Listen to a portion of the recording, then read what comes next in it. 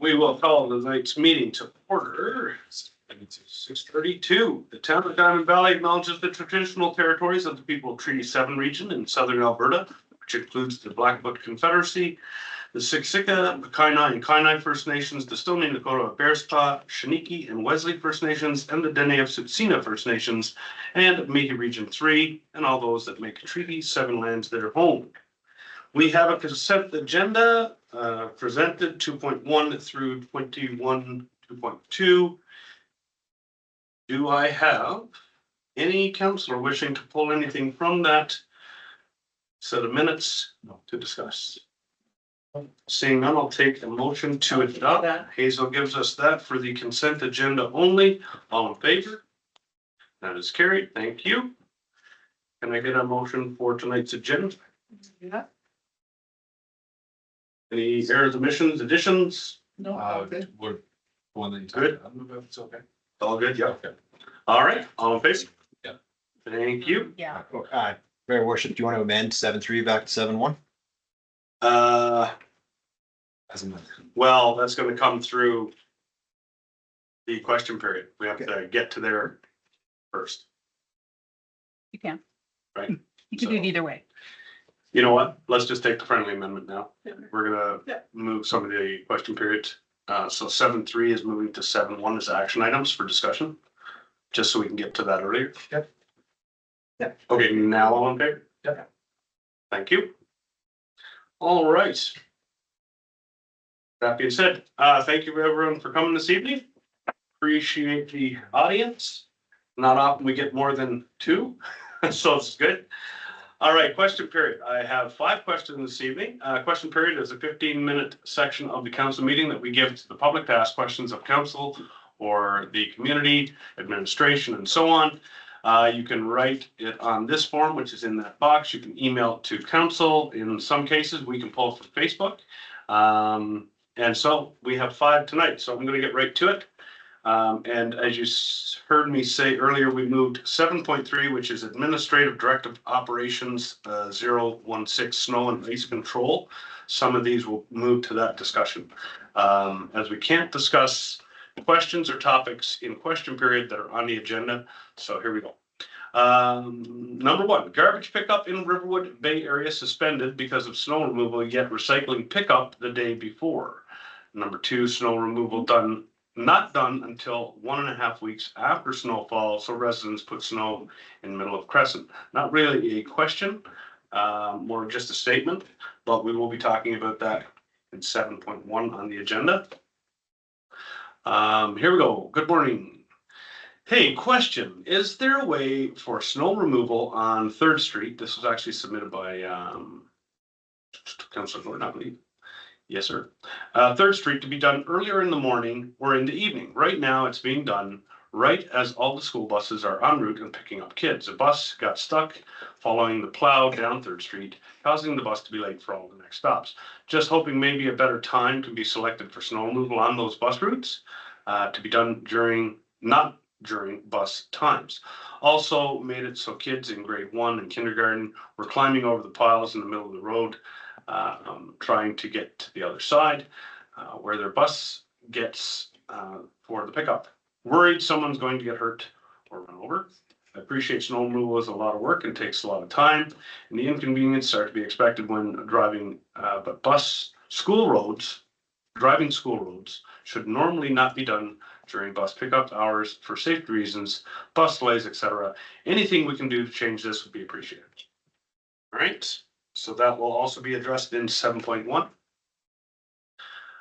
This is a query from the meeting tonight regarding this statement in the Ops 016 draft document. For context, Diamond Valley has 22 cul-de-sacs and an additional 16 elbows that reduce property frontages.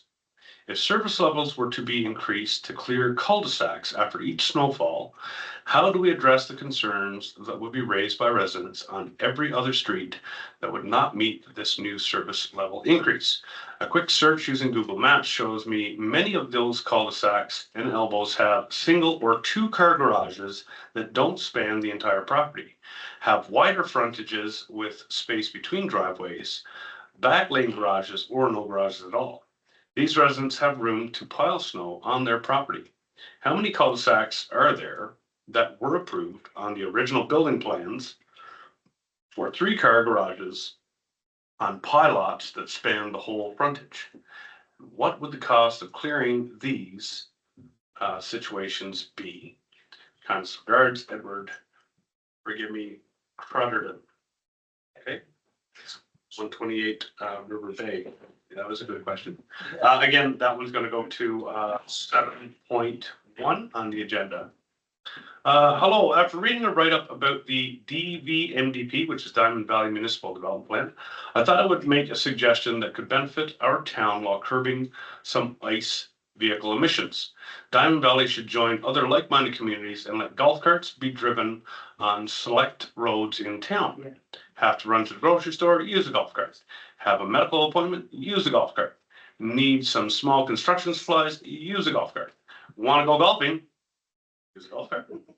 Let's join Coaldale, Linden, Lacombe, I believe it's Lacombe, Whispering Hills, Delburn, Acme, and Half Moon Bay. All we need to do is submit bylaw proposals to the Transportation and Economic Corridors Minister, Devin Dreesen. Sincerely, David Schellenberg. That's a good one. I like that, actually. It creates a good debate. But the proper place for this particular one is actually at the MDP level. So on Light Up Black Diamond, or Diamond Valley on the 7th, this Saturday, that is the time you want to stop and put your thoughts into the municipal development open house. So there's 2 locations. One's going to be downtown Black Diamond side, and one's going to be over at the Flair. Same night at the market. Market in the morning. Market in the morning at the is it SPCA? Yeah, One Yeah. to 3. yeah, 1 in the afternoon. Okay, and also you can go online here at the town website and you can start loading that up on the 6th, but we have that in ready, so we will make sure that that gets added into the MDP process and proposal. And finally, we have, the town website indicates many ways for residents to stay informed of the decisions mayor and council have or are going to make decisions on. They are as follows: attend council meetings, read agendas and minutes, read the Diamond Valley Vista newsletter on the town website, or post it monthly in the Western Wheel. Finally, by visiting the town website, Instagram, and or Facebook. Council talks of late how it has been and is difficult to recruit volunteers.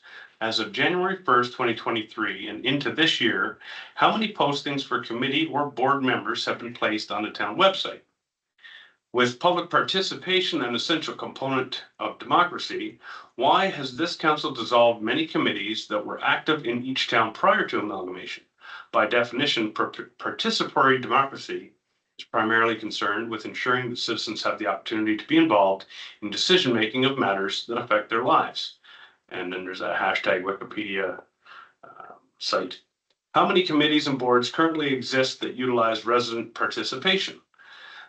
What are the names of them and number of positions filled by residents? How many residents versus mayor and council members are being given the opportunity to be involved in decision-making on matters that affect their lives? Ratio of residents to council preferred. Also, are any committees or board members on any town group paid? If so, what committee, board, and why are they paid? The mayor and or councilors are paid to sit as committee members and or board members. What committees, boards are each on? When assigned the committee board position, is it included in their honorarium or is it eligible for a per diem? Please list each type of different depending on council committee board. If a per diem is claimed, must they be in attendance to make the claim? And that is submitted by Jackie Cass. All right, well, we take about 2 hours and answer all that in detail, but I think Jonathan's got it all actually written down right there, so. Yeah, we put this together and correct me if I'm wrong, Mayor, I think we've had similar questions asked over the last 12 months, almost verbatim. So maybe if we can get an FAQ set up on our website to handle such questions, especially since they keep getting repeated over and over again. Let me see how I can tackle this. First and foremost, let's talk about committees, the role of council, the role of volunteers on that. And much of this is available on the website as far as which committees we each sit on. the design of the committees. You'll find that if you're interested, go to the council committee bylaw and you'll see the terms of reference. And much of the questions on the committee is actually answered in that bylaw, but here we go. The reality is members of council sit on a wide range of committees. We sit on the new intermunicipal committee. That's one that was just recently formed with the county. And the value of that when it develops our intermunicipal framework, which is actually critical moving forward so that we have regional support for what we provide here in town. Some of the other committees that you'll see on the website, the Emergency Advisory Committee. This one in particular has no members at large. Therefore, it's not listed on our website. That is the role of council per the MGA, and as well, the Emergency Act is very clear on who can be on that board and so on and so forth. We have our library board, we have our cemetery board, we have our FCSS, which is our Family and Community Support Services Board. We have our Sheep River Utility Corporation that handles our water, our West End Regional Sewage Services Commission that handles our waste. All of this is available on the town site. One of the other committees that we do often, that it was just stood up recently, is our Council Remuneration Review Committee. That will be stood up again next year because it's a municipal election year. An interesting question that this resident posed as well about why has council dissolved committees? Bit of a loaded question there, but I'll do my best to handle it here. In reality, part of our responsibility as council is to really be brilliant at the basics. And when I say basics, the MGA gives us a list of 5 or 6 things we as council are responsible for. And so we're trying to be efficient in what we do. We're trying to make sure that we keep taxes, any increases as low as possible. If you look at the 2022 pre-amalgamation expenditures in our operating budget, what was carried over in 2023, we had a 6% increase. We held that flat in 2024. And as you see in our agenda tonight, we're looking at about a 5.81% budget increase. Doesn't mean it's property tax increase yet, because hopefully we'll have more revenue. But in doing so, we try to look at how can we be efficient in what we're doing based on what needs to be done in the moment. So the 2 committees that were dissolved, one was put on hold, and that was the Economic Development Advisory Committee, where the members on that committee were encouraged to join the Municipal Development Plan Steering Committee, and 7 of those members agreed to do so. The other committee that was rolled up into our Municipal Development Steering Committee was our Municipal Planning Commission. And here again, those members at large were invited to join, which 2 of them did. So we consolidated those 2 committees with a specific purpose, and that is to drive the municipal development plan and that process. And Mayor Crane has rightly indicated that we have numerous public engagement opportunities specifically for the municipal development plan. Now, I do want to reiterate one thing that I've mentioned already. In an amalgamation, we have every bylaw has to be rewritten. It's not just looking at that and saying, well, take a little bit of this and a little bit of that, and we'll see what we come up with. I don't think that hodgepodge works. And that's why we've invested. And in a community such as our size, I think every person in this room will agree we have limited resources. And we have incredibly limited resources, especially with the inflationary pressures that we've faced over the last 3 years. 30% cost of living increase on average. That's not just our homes, that's also the town. And so we've had to be very careful where we put that money and where we earmark those funds. And so within that, we've tried to be diligent and where we can use our administration's time, their manpower resources, as well as council's resources, as well as volunteers within the community. One thing that did disappoint me personally was earlier this year, we put out a traffic, we were hoping to have a traffic safety committee, if you recall. We put out the request for volunteers and nobody stood forward. And the reality is this, we live in a time where it's very difficult to gain volunteers. The loss of interest, the lack of time, whatever it might be, the conflict that goes forward, it's challenging to have enough members to sit on these committees.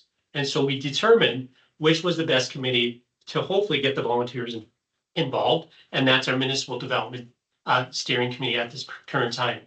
Last but not least, I want to spend a little bit of time on the challenge that has been presented about representative democracy and what that looks like.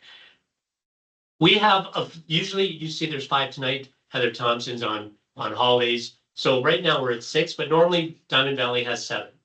And so if you think about the ratio that we have, what about 5,500 people in our community now? So we have one counselor for less than 1,000 people. In comparison, think about Calgary. They have a counselor for every 100,000 residents. So there's no way you have access to a counselor in Calgary as much as you OP2. But here in our community, we do. And I'm very pleased that we have this number. It gives us a great opportunity. And I can't speak for every other counselor on board here, but I have an open door policy. People in the community know my phone number. It's my private cell number. It's not a town paid cell. People know my work email, people know my council email, and people know my personal email. And I handle that regularly. Each of us commute, each of us shop here in town. We meet with people regularly. We're on different associations as volunteers. We are accessible as a council. And I think we do a great job, and I know I'm tooting my own horn, so please forgive me, but I believe we do a great job in being representative of the community. And it's been a privilege to serve for 7 years in the community. I'll leave it at that. Thank you, Councillor Gordon. And the reason Councillor Gordon got to read that is because I can't do it near as good as he can. He is very eloquent when he speaks, and I'm very newfie when I speak. So he brought up some great points, and thank you again, Ms. Cassidy, for the question, because it really does set a stage for tonight's conversation. And I really wanted to just follow up with the Public Safety Task Force, which was brought up about the schoolyards and about speeding. We had 20 people in the courtyard here, and not one of those people who came to complain stepped up to volunteer on the actual task force that we put in place for them. That sounds bad, but that's just where people are at. And that's what I want to address is the reality on the ground is people are burnt out. I'm sitting on council. I sit on 4 committees. I coach senior boys basketball, and I'm a Lions Club member. And I work a 10-hour day full time, Monday to Friday. So squeeze in an ounce maybe with my significant other. And luckily she's the teacher rep on the basketball team, so we can actually go and watch our son together. I am maxed. I don't have a chance. Each of these people are the same. They all have extra duties on top of not only their families, their volunteerism, and then their committees. So we do 14 to 16-hour days. I was sending emails for work at 11 at night. That's just where we're at. These people are all the same. So when I hear about volunteer burnout, I get it. Totally understand it. Do I sympathize? 100%. And I'm fine with it because we have such a strong council and the people that are setting up and stepping up are dedicated. So I work with what I have, which is reality on the ground, and people can work in wish lists, but I don't. So I'm very appreciative of the fellow councillors and administration who works 14-hour days as well. 100%. So with that being said, let's move on to the meat and potatoes of tonight's agenda. And as I said, so the questions on snow removal will be on 7.1. And we'll address those there. The golf cart will move to the MDP. And so you can be sure that that'll be part of that discussion. And Jonathan just answered Ms. Cassidy's questions, and I think that was fantastic. So thank you for the questions tonight. Moving on to 4.1, bylaw 2024-78 to amend land use bylaw 2021-06. Why don't we throw that up on the board? And Mr. Davey, if you want to lead this conversation, you may. Thank you, your worship. Oh, hold on, that is public hearing. Sorry, yes, that's statutory and non-statutory hearings. Yeah, no, this is my wheelhouse. Yeah. Thank you. Sorry, we got a public hearing tonight. So now I get to read from the sheet. So this is always fun. This public hearing is held pursuant to section 216.4 of the Municipal Government Act to hear representations from the public on a proposed bylaw. I hereby declare the public hearing for bylaw 2024-78 to amend bylaw 2021-06 open at 6:51 p.m. and we are December 4th. Will administration please, sorry, I'm Mayor Crane. I'll be the chairperson. If we could start with Councillor Gordon, introduce yourself following left, and then administration just follow right on down, ending with Craig, please. Perfect. Councillor Jonathan Gordon. Councillor Brendan Kelly. Deputy Mayor Hazel Martin. Counselor Cindy Holiday. CEO Adam Davey. Legislative Services Manager Verna Staples. CFO Vin Chenna. Tax and Utility Clerk Lisa Zier. Planning Manager, Carrie Florizone. Community Services and Recreation Manager, Monica LeBlanc. Denise Stewart, Planning and Development Officer. Manager of Civic Operations, Craig Beatty. Thank you, sir and ma'ams. All discussions by council members, administration, and speakers shall be directed through myself as the presiding officer. During the public hearing, we ask that you respect the views of everyone here and allow each person their time to speak without interruption. Each person wishing to speak will be given up to 5 minutes to make a presentation to council. I ask that you indicate if you are speaking on your own behalf, on behalf of another person or group of persons, or an organization. When you are finished speaking, please remain at the front, as council may wish to ask you questions. So I will ask anyone, obviously, to sit here, and we'll get there when we get there. This hearing will be carried out in an orderly fashion in accordance with normal parliamentary procedures. Mr. Davey, can you please confirm whether this public hearing has been advertised pursuant to the Municipal Government Act? Confirmed, your worship. Thank you. And Ms. Florizone and Ms. Stewart, if you would like, you can sit here in the hot seat, as we say, and make your presentation. Thank you, Denise. Floor is yours. Good evening. Good So, this is the public hearing for a textual amendment to the land use bylaw. We did receive an application, to amend the land use bylaw specifically to allow for an accessory suite to be included in as a bed and breakfast, which was the Kresk. And then in the spirit of fiscal responsibility, we took the opportunity, because I have your attention, to bring some other things into alignment that would benefit the community. So the items that we're covering, and if you wouldn't mind just going to the background and context, it's a pretty good summary, I think. Thank you. So we've made some suggestions. I guess I'm gonna have to back up a little bit. The other thing was a request from council was to eliminate parking in the central business district. So those were the two items, the main items, and then the balance were sort of housekeeping opportunities here. So in August, council passed a motion that we remove the required on-site parking from the central business district. So bylaw 2024-78 has proposed that. And then the request to allow an accessory suite to be included, or to have a bed and breakfast operate within an accessory suite. And then those kind of created some fallout or subsequent housekeeping legislations within different, or amendments within different sections. Also, what we've done is brought forward screening of outside storage and garbage, which will more appropriately align with the waste management bylaw and the property responsibility bylaw. So within Town of Black Diamond's land use bylaw currently requires that our garbage be in a animal-proof and weather-proof container. But we've moved into our garbage bins, and so they're not animal-proof. So, and we're not requiring that they're screened within that waste management bylaw. So we've amended that out of our bylaw.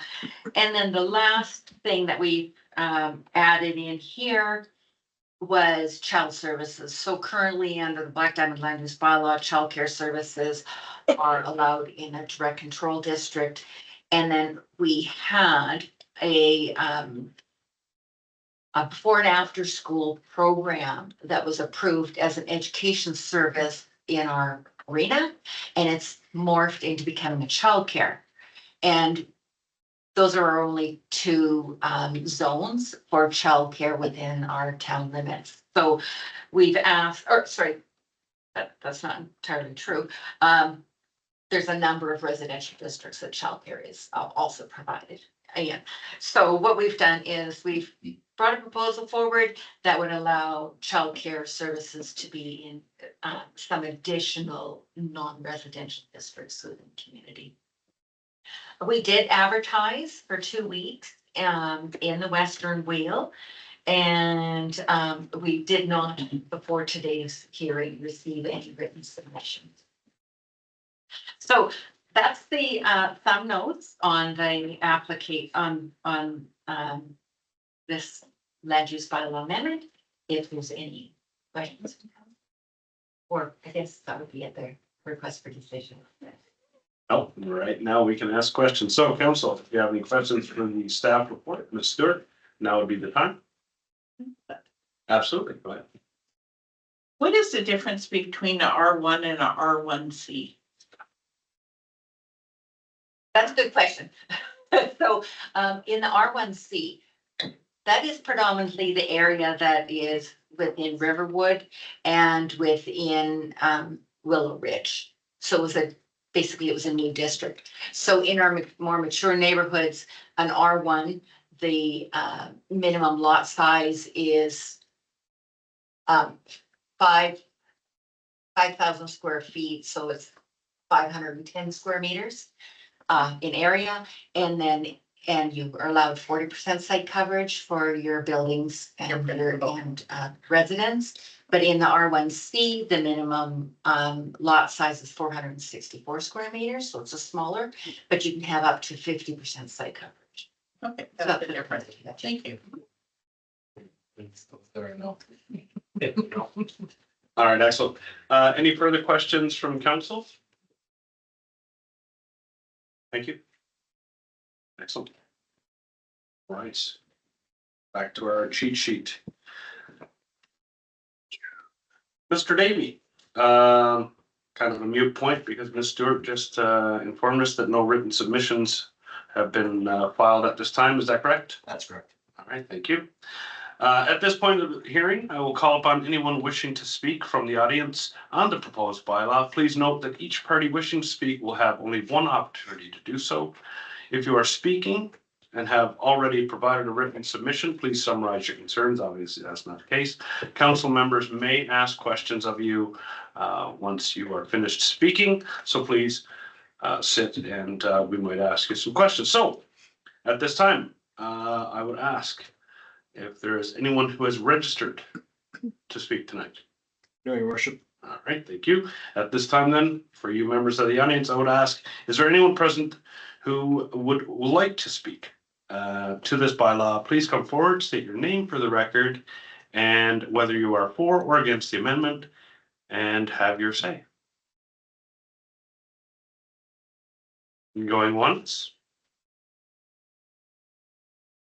Going twice. I will state again at this time, I ask if there is anyone present who has not yet spoken or wishes to speak, you have the opportunity now to sit here, state your name for the record, and for or against the amendment, and you may say your piece. Mr. Davy, can I verify through you that there have surely been no written submissions? Verified. And do you believe that I have asked appropriately for all speakers to be heard? I do. Thank you. And again, this is the fun part. Does anyone who has not previously spoken wish to address any new information provided at this hearing? Council may ask questions, so please come forward, state your name for the record, yay or nay, and have your say. Seeing none, is council satisfied that they have obtained sufficient information for the public hearing? Good job, Min. In that case, I would like to thank all those who have taken the time to come tonight and provide submissions and or comments. And I will close this public hearing for bylaw 2024-78, closed at 7:01? Yeah. 7:01 p.m. 2024, December 4th. All right. Excellent. Thank you. Rolling back. 6.1, moving on. Bylaw 2024-78, which I believe we just talked about. Bylaw to amend land use bylaw 2021-06. Ms. Florzo. We are looking for second and third readers, should you desire. All right, council. Away we go.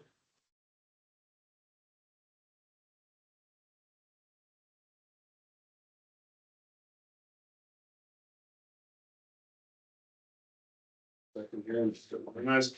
So I do have a question, just Yes, please. because what we have on screen here, is that the correct first step? For the second and third reading, because that refers to bylaw 2021-06. 2021-06 is the Black Diamond land use bylaw. So that's the correct order in which we need to do. Just asking a clerical question. Yeah, so the motion would be to give bylaw 2024-78 second, and then 2024-78 third, and 2024-78 amends 2021-06, being the land use bylaw.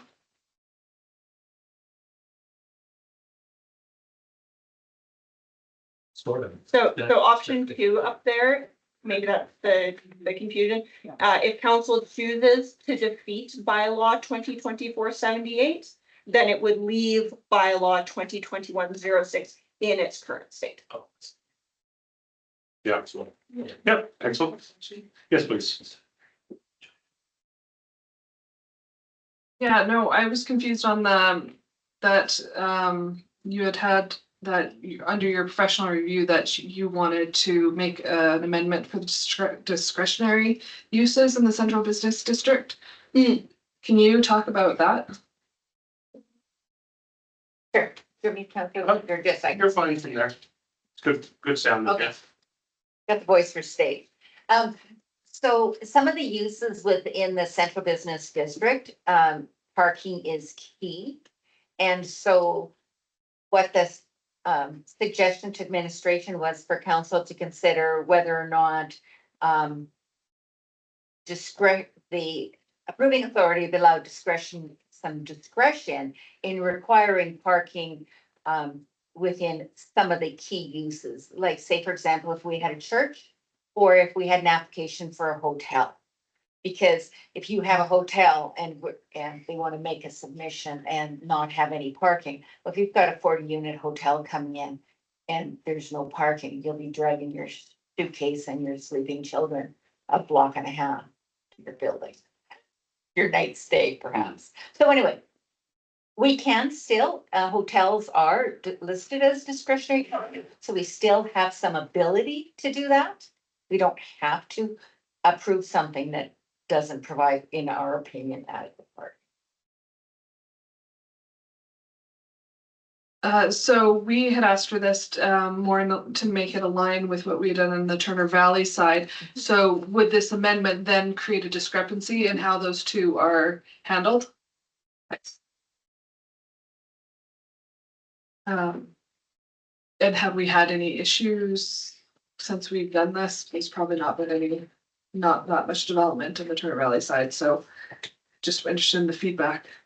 What through the chair, what I've experienced in my career is that most savvy developers will try and make the site work for their needs. So if there were to be a high occupancy restaurant, a hotel, a church, something of that nature, they recognize that they need a certain level of parking to support their own business. And typically they would come forward with that proposal. In fact, most municipalities have worked in, the problem is that they want to provide too much parking and then they can't figure out how to meet like their landscaping requirements. So I'm not as familiar with the local context, having not been here as long. It was just something that was flagged and brought forward for consideration. Thank you. Follow up. Yeah, I don't like to create disparity between the two towns. I get it, but I have to agree that you're not going to build something that your customers can't come to. We're letting the free market decide on that. So I'm happy to just go with option 1, just to pass it out. I'll give it second reading. Yeah, second. That council give bylaw 2024-78 second reading. Excellent, thank you. Any further discussion? I think that was fair questions and well answered. Last call. Any comments, questions? All in favor? Brendan? I'm just going third. Yep. The council give bylaw 2024-78 third reading. Thank you, sir. Any further questions? Clarity? Seeing none, all in favor? That is carried unanimously. Thank you. All right, moving on, 6.2, bylaw 2024-52, amending land use bylaw 2021-06. We're given first reading here, so I will give you a quick second to just introduce it. There's a property in town that would like to go from R1 to R1N to accommodate infill housing. Excellent, plain and simple. I will take a first reading.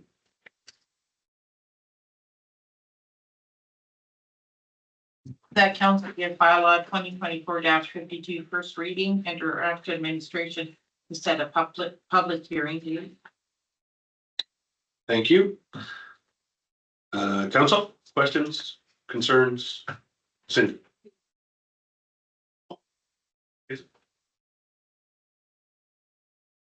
We do need, new ideas for housing. My only concern with this is, because we're in the middle of our MVP process, are we opening up a can of worms, allowing in new things?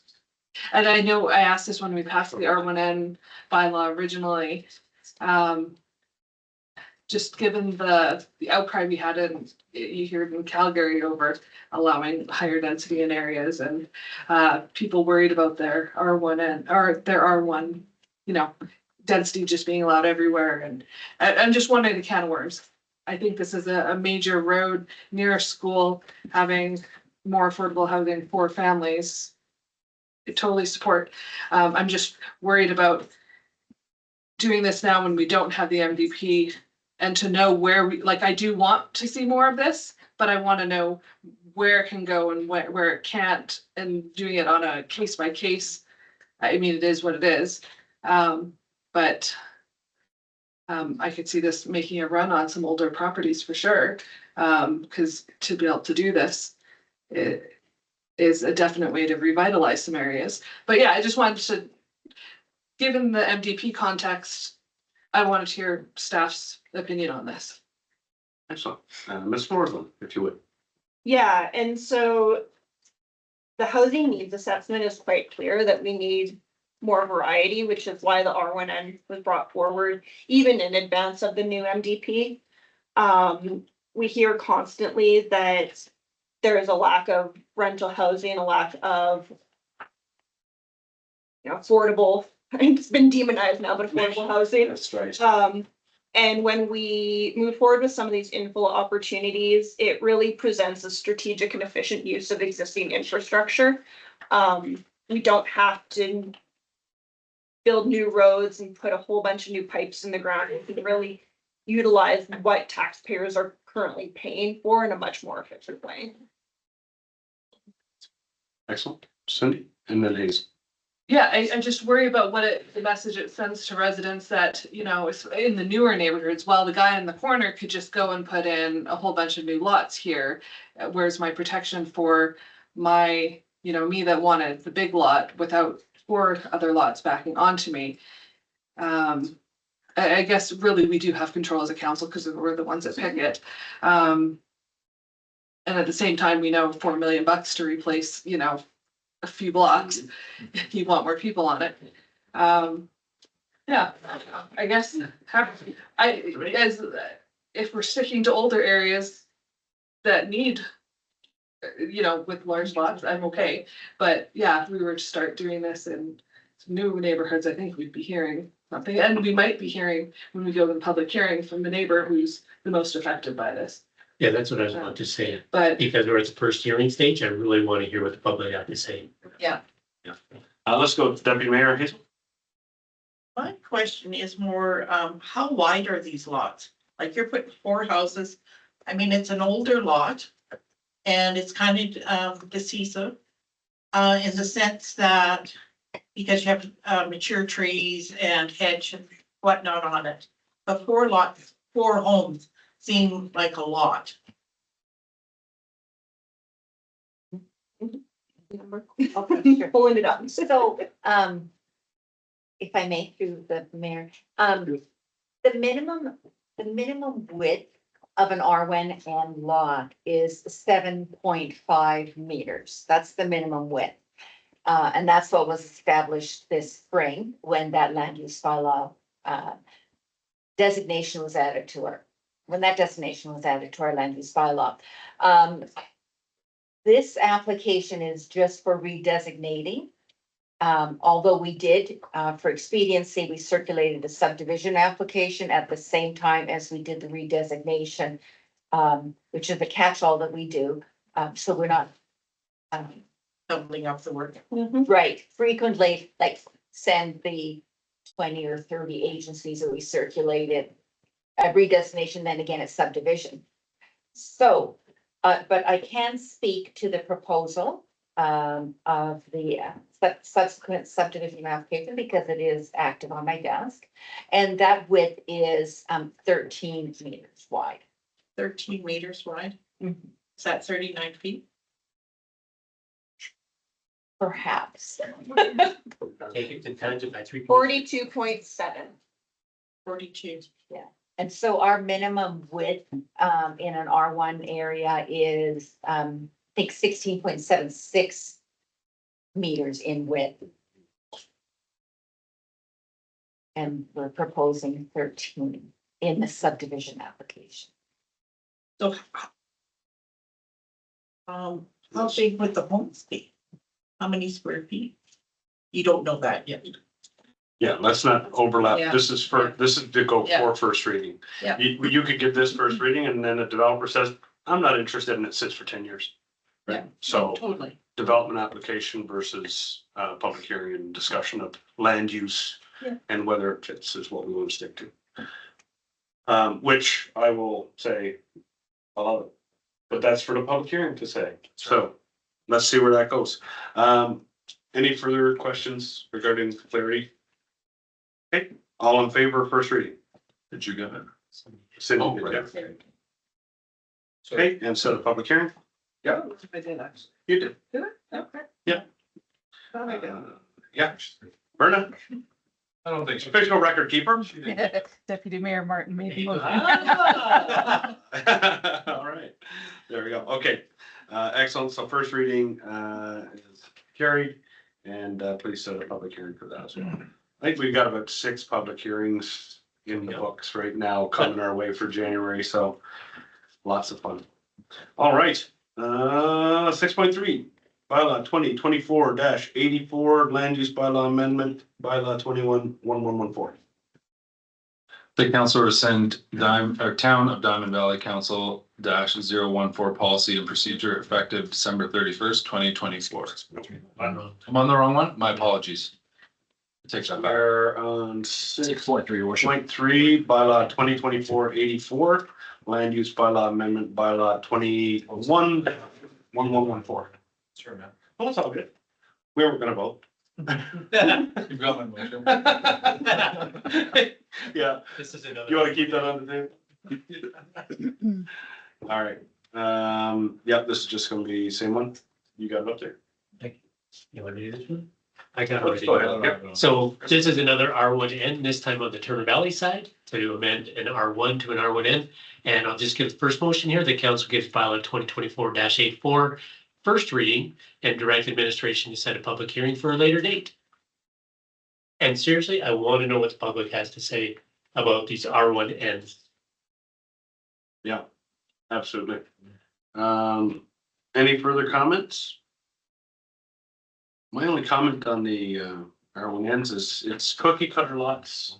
Yeah. That I drive all the 100 of them in Calgary, so they're perfect fine starter home size lots. Yeah.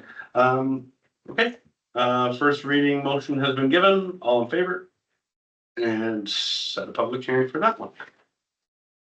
6.4, here you go, rescind community support fund council policy and procedure 014. All right. I'll speak to it before I give the motion out because I had some time to think about it. I just gave, for those of you that follow me on Facebook, I gave a Facebook update on part of our tax rate. before I came to the meeting tonight.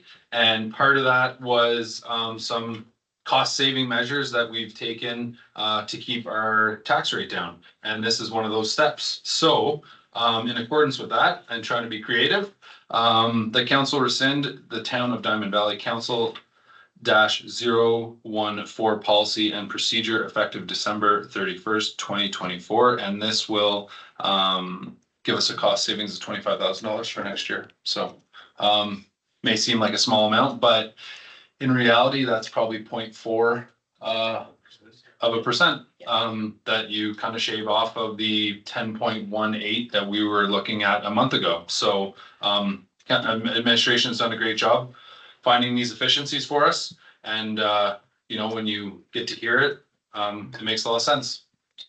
Absolutely, thank you. Would anyone else like to speak about the rescinding of the policy prior to voting? Just for fun, my wife said I'm stingy. She said, "You can't take money like that. The community needs it." To which I replied, "Well, I guess you're gonna have to fundraise and earn it." So that's it, right? Go to Lions Club and get some. There's lots of avenues. There's lots of, and I will say Lions Club is another avenue because we are looking to support the community whenever and wherever possible. But this sticks with Councillor Holliday's roads, sewers, and Garbage. fire. Safety. And The essentials. To our fire Yeah. fire department last weekend. Yeah, true.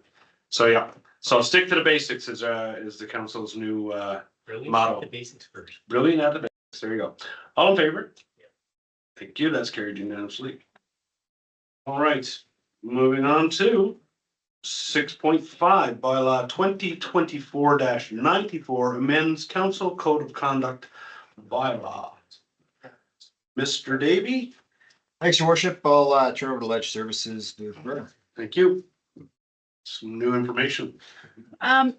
Yes, so last year at the AB Munis conference, I attended one of the sessions there and found out we had a little jurisdictional error in the code of conduct bylaw, so I'm proposing an amendment that would correct that.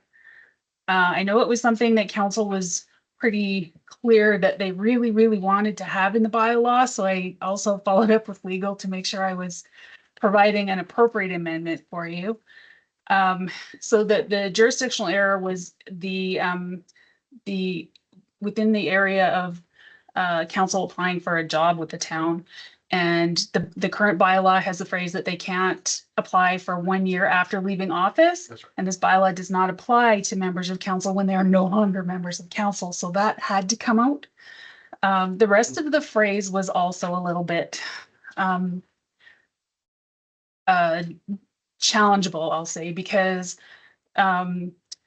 it still had some rules in it that couldn't be legislatively followed. So the Local Authorities Election Act is really clear about a staff member who wants to run for office. It tells us exactly what we have to do, but it does not go the other way.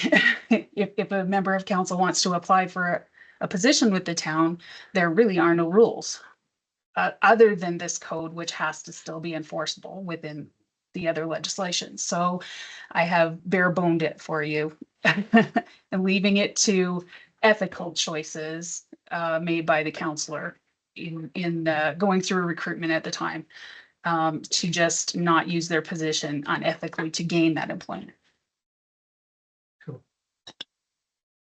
Makes sense. Anyone want to come? Johnson? Yeah, I can actually make a motion here, but I'm a huge fan of staying in your lane. And where jurisdiction applies, apply it. And we obviously kind of stepped outside of our lane, hoping to enforce something that is basically impossible. So I don't see any motions here, so help me out and I'll do my best, because I believe we probably have to give 3 readings, right? If you could, please. No, sure. So the first motion will be that council directs administration to accept bylaw 2024-94 as it amends bylaw 2023-18 as presented and give first reading. Would that be sufficient? That'll work. Excellent. Commenting on that, if I could. one of the things that we previously did do, we wanted to be very clear that there's no nepotism with people leaving office, getting a job with the town, and that's why a few years ago, we made that amendment.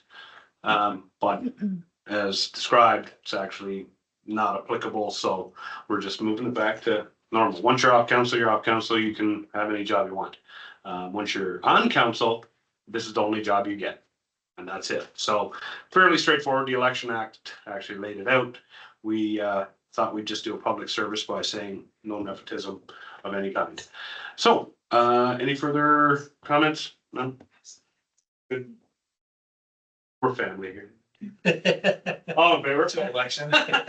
Yeah, that's cutthroat. I call it political survivor. Yeah, you're good. Let's vote. You're gone. Too funny.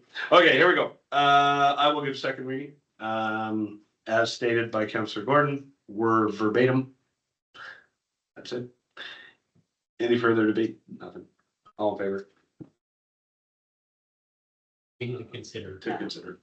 Yeah, I'll, the council, move to consider bylaw 2024-94 at this meeting. To hear third and final. That's me. No, to hear. Okay. Yeah.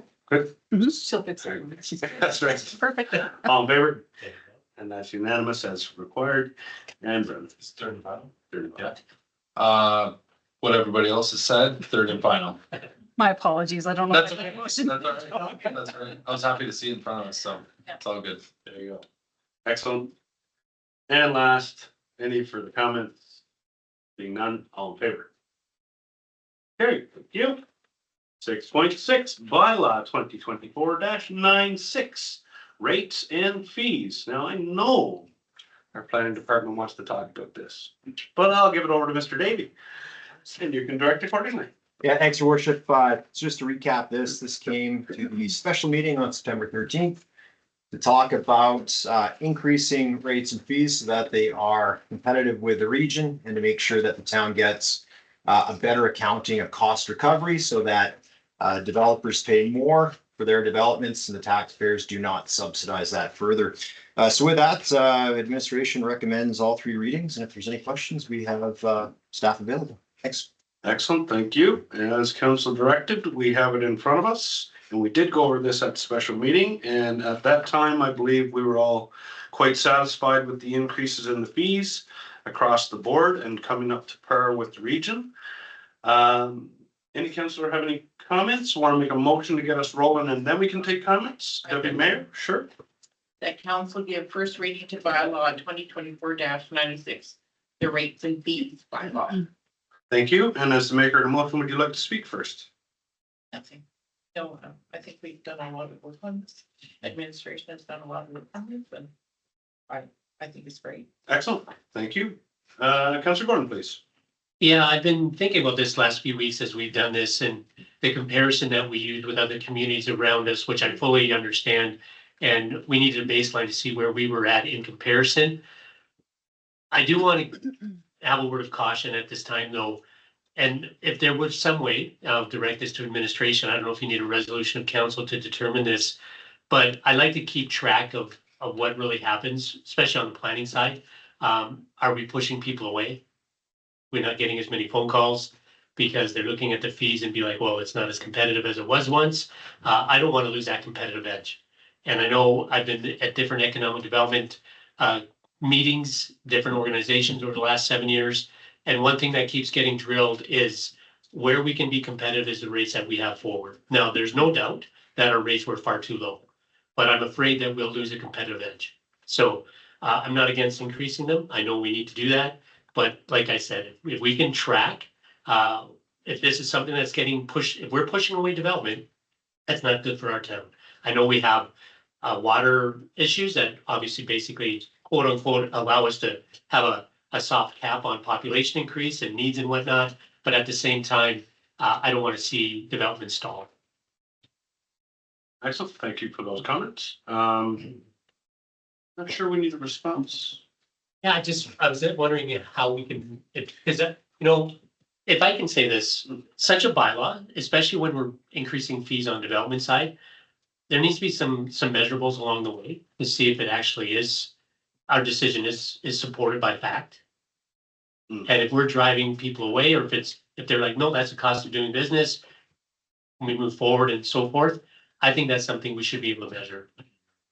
The year over year, quarterly, whatever it might be, because if in July, development, dries up, and we start hearing that, no, the fees just don't make it sensible for us to move here, or for us to look to develop here, then we've lost our competitive edge. So, and that's a measurable.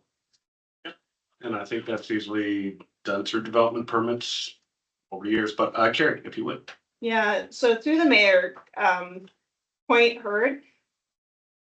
What I hear in our meetings, our pre-apps and our, trying to get to a mutually acceptable solution for some of our larger developments is people are typically in one of two camps. Either any fee is too much and they're already ticked off with our current fees, which are incredibly low.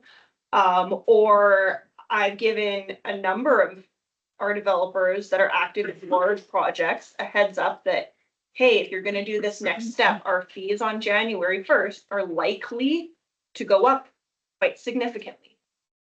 And there's like, oh, okay. Thanks for letting me know. So that's what I've been hearing in like one-on-one meetings. And so maybe that adds some context or not, but we can kind of keep our ear to the ground, if you will, and see if that rhetoric changes. Thank you. Yeah, thanks, your worship. And yeah, obviously we collect data, so we'll be able to measure year to year. Fundamentally though, this reflects the will of council, right? So it's either taxpayer subsidizes development fees or developers pay for the fees. So fundamentally it's up to council which way you want to slice that pie. Absolutely. Cindy. Yeah, the only one there's a couple of things I'm concerned about. They're mostly to do with the larger ones under the direct control and redesignation. Those are the bigger ticket items. I guess because over the years we've seen some of these. If somebody comes in and they just want to add like a minor change, like add a discretionary use to their direct control because their business changed and they needed something a little different. Or if you're going from R1 to R1N, which is like something that it looks like we're trying to encourage now because we're trying to get more density.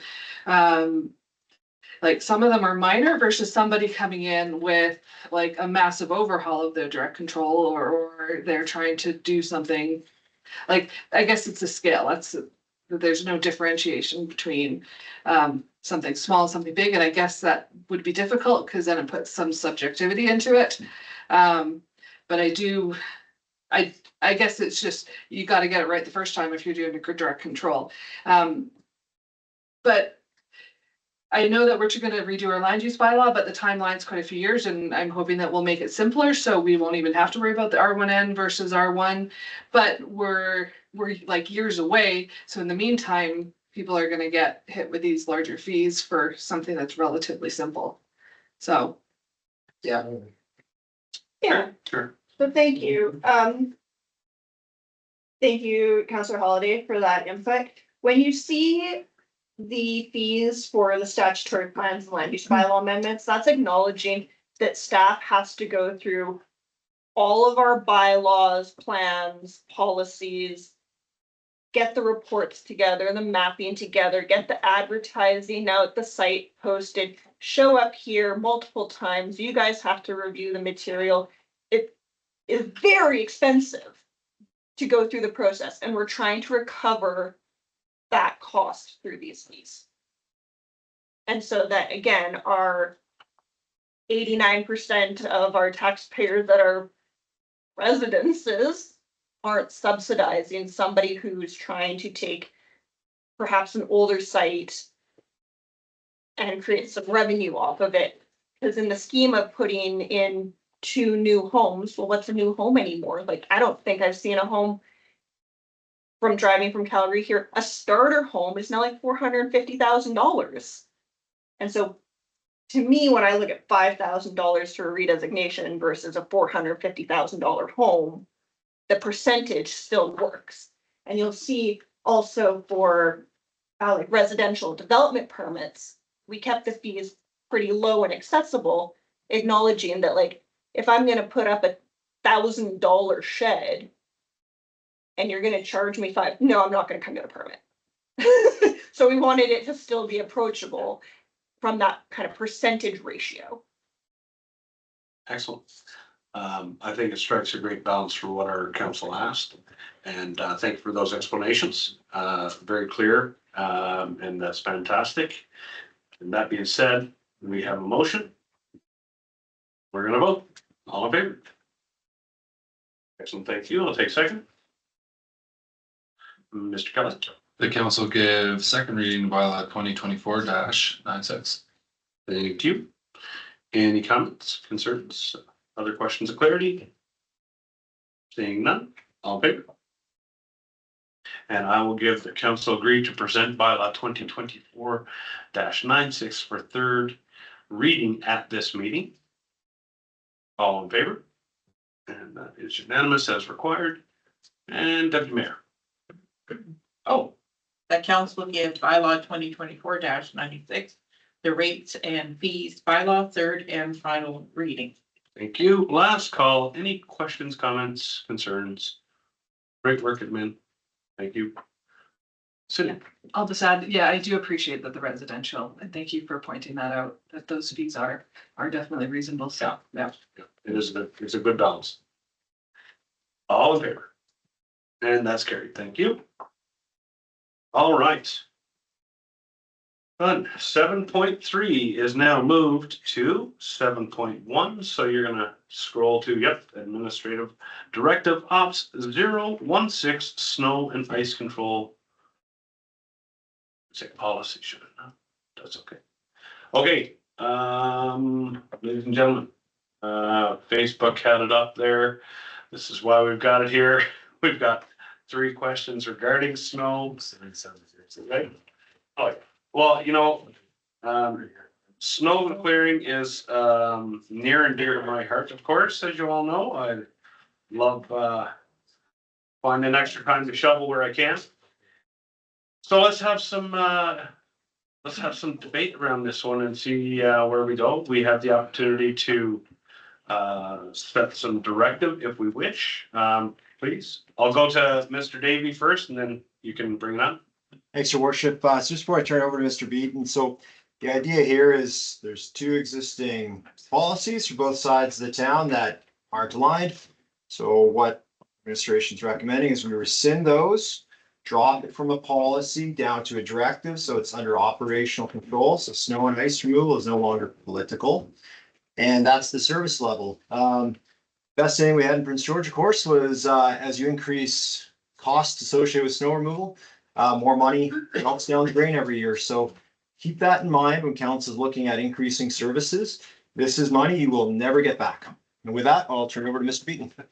So subtle you are. Thank you, Your Worship. Thank you for being blunt. I appreciate that, believe it or not. Mr. Beaton. Good evening. Thank you. Thank you for the introduction. Thanks for having me here to explain the directive and answer probably what will be a number of challenging questions. So this directive has been before council in the past, so I'm not gonna try and bore everyone with the details. The most direct changes to this directive is some of the capacities or accumulations that we will trigger our operations and to what degree of operation we will perform. In addition to the accumulation changes, will include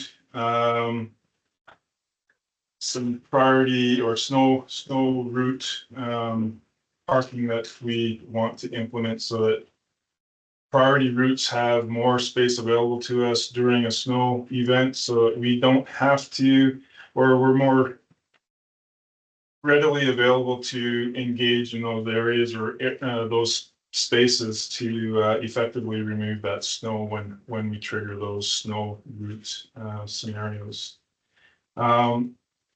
I see I've attached the wrong map, but basically on the red priority routes, there's a number of portions in those red priority routes that we have.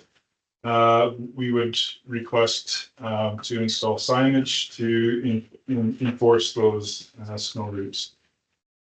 And the last piece where we're bringing everything into alignment is those accumulations, the process in which we trigger the appropriate measures to manage those snow events, bringing them all into alignment so that they match equally from Turner Valley's former policy and Black Diamond's former policy. They were very similar in a lot of ways, but there are some discrepancies that just need to be balanced.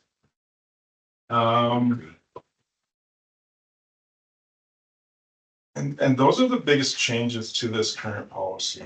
If you have any questions around policy, I'm happy to. Thank you. We're gonna start off with Councillor Kelly. Give me an easy one. Warm me up. Councillor Gordon and I were just talking here, and first off, I wanted to thank you and the team, because I've lived in Riverwood Rise for 8 years. In those 8 years, my snow's probably been removed 6 times, maybe. We're lucky once a year, and it's already been removed once this year, which was a nice surprise. I came home the other day. Wow. To my surprise. Didn't think it had to be done because there wasn't that much snow in there. But I just wanted to thank you and the team because I thought that was great. Even though it was a week and a half, it's still gone. And now it's given an opportunity with the warm weather to really make an impact on our streets. Simple question, is 6 centimeters too little to activate this start? Where did we get the six centimeters from? It's 5.1. Is this something that's from other communities, or is this just standard practice? After 6 centimeters, does, Volker Steen start highways, or, could we look at 8? Could we look at 10? Or, because I know with that threshold, you're going to be operating less. Now it's going to take longer to get to non-priority routes if you start later, obviously, but I just wanted to get some feedback on that. Absolutely, through the chair. It's a great question. So I know it can be a little confusing when you look at the priorities and the different levels of snow management that we perform. 6 centimeters of accumulation is not when we remove snow. So on priority routes, we will push snow to the sides and we sand. So many of us drive vehicles, and in the wintertime, when we start driving on snow, we pack it down, it becomes very icy. So we try to do our best, especially in the priority areas, hills, school zones, try to get that clear, get the sand down, salt, to ensure that those surfaces are as safe as we can make them.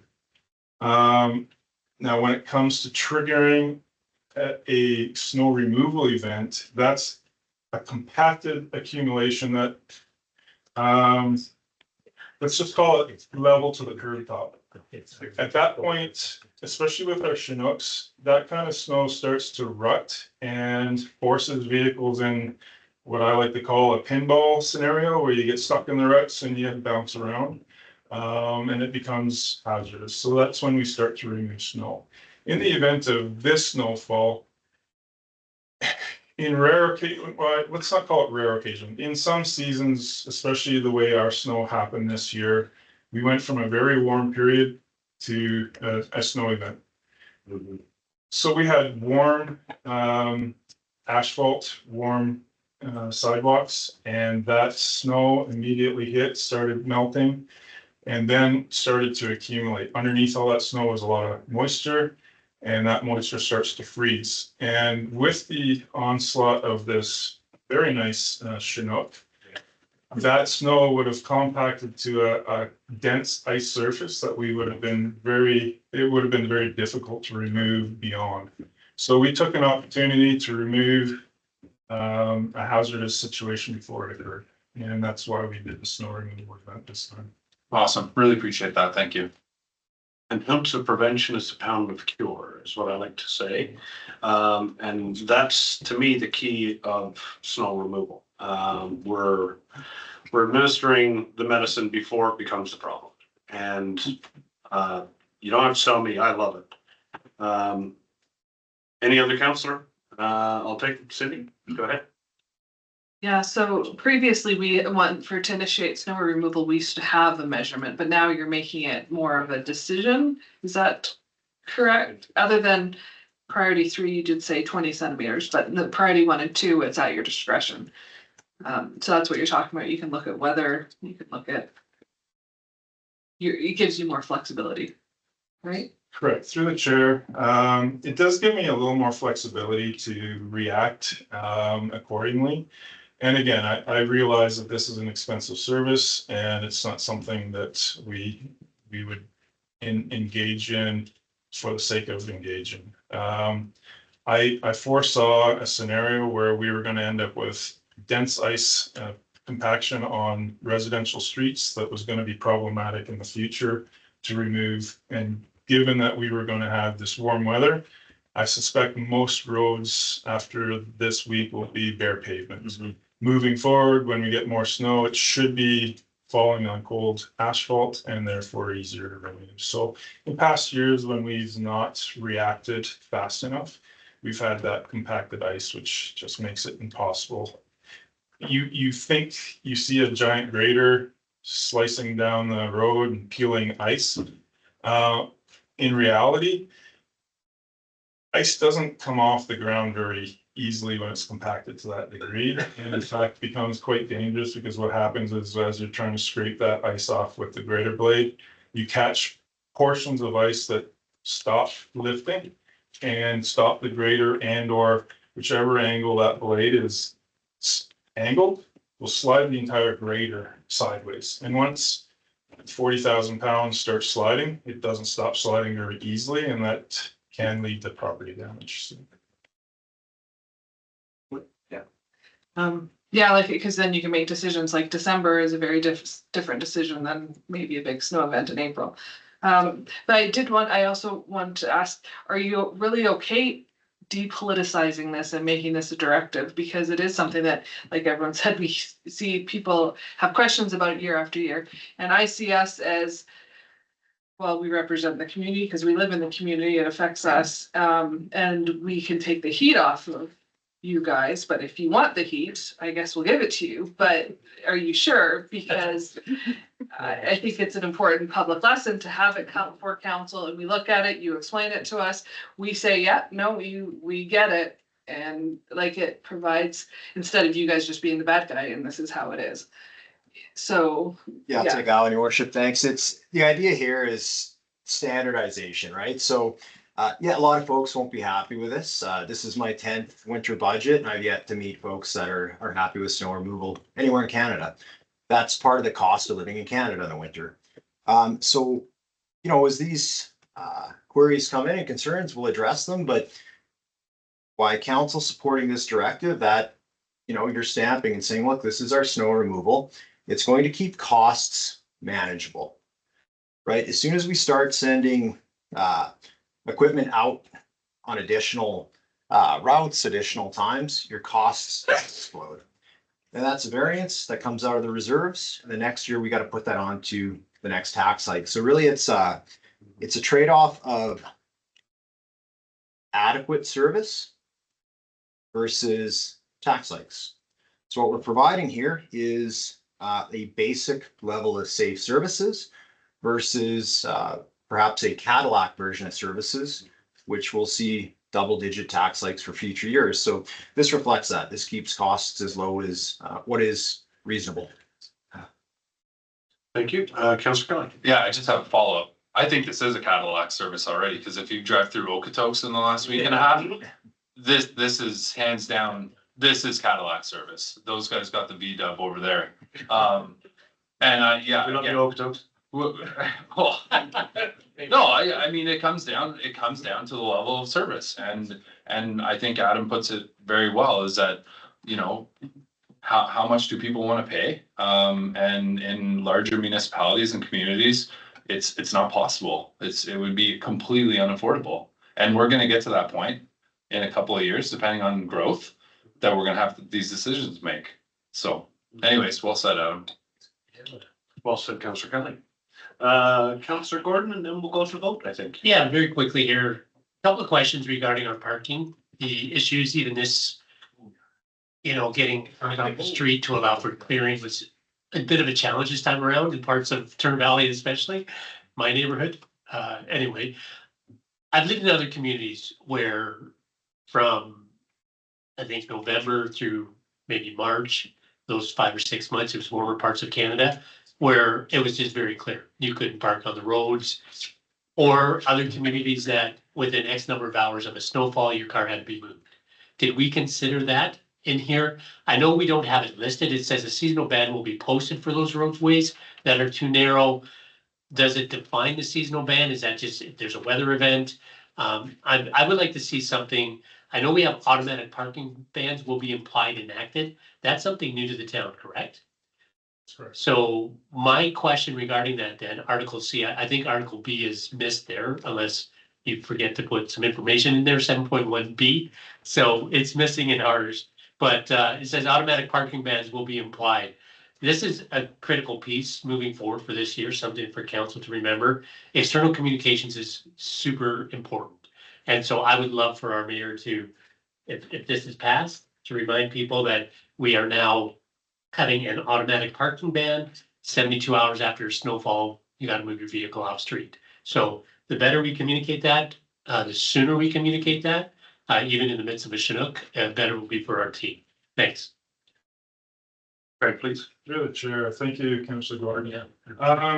Yeah, so Article 7.1B does speak to priority 1 and 2 routes as defined in the priority zone map during a snowfall and for a period of 72 hours after a snowfall event.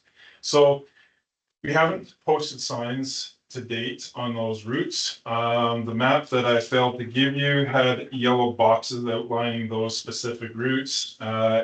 Edward would be one of those routes. School zones, third, any place where there's a hill that needs to be addressed. Basically the priority 1s and a couple of the priority 2s will have zones that will have signs posted on one side of the street to ensure that we have that clear mobility for those events. Being the first snowfall removal event, we were a little clunky. We did our best to get signage out. This is only the second snow removal event we've done for Diamond Valley as a whole. So this was a great learning opportunity for our team.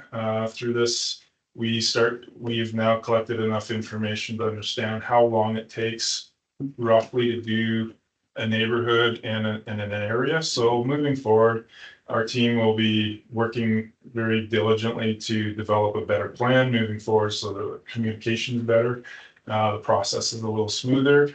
And unfortunately, there's scenarios where people don't see the messaging because maybe they weren't out of the house for the last 2 days. Maybe they don't check the internet. Maybe they parked the car in front of the sign and didn't see it. A number of reasons. At the end of the day, it doesn't stop us. We do move forward. It does hinder us in some occasions. It just creates a little bit more work if we have to carry snow up the street between parked cars. But the goal at the end of the day is to make sure the road's passable. If there's parked cars on the side and their portion of the street doesn't get cleared, well, that portion doesn't get cleared. It's gonna have to wait until the next event. It doesn't hinder the main goal of that event or that process in that we're just trying to make the roads passable. So we do hope to become better, and I'm confident that we will, and that process will streamline. And to Councillor Kelly's comments, absolutely correct. This is a Cadillac service. The fact that we have a snow blower that can a tandem in less than a minute and an end dump or a pup and truck in under 3 minutes creates a level of service that allows us to move very, very quickly. And Diamond Valley was removed, all the snow on every single street was removed in 5.5 days. So we're able to move very quickly and sometimes more quickly than we can get the signage out, so.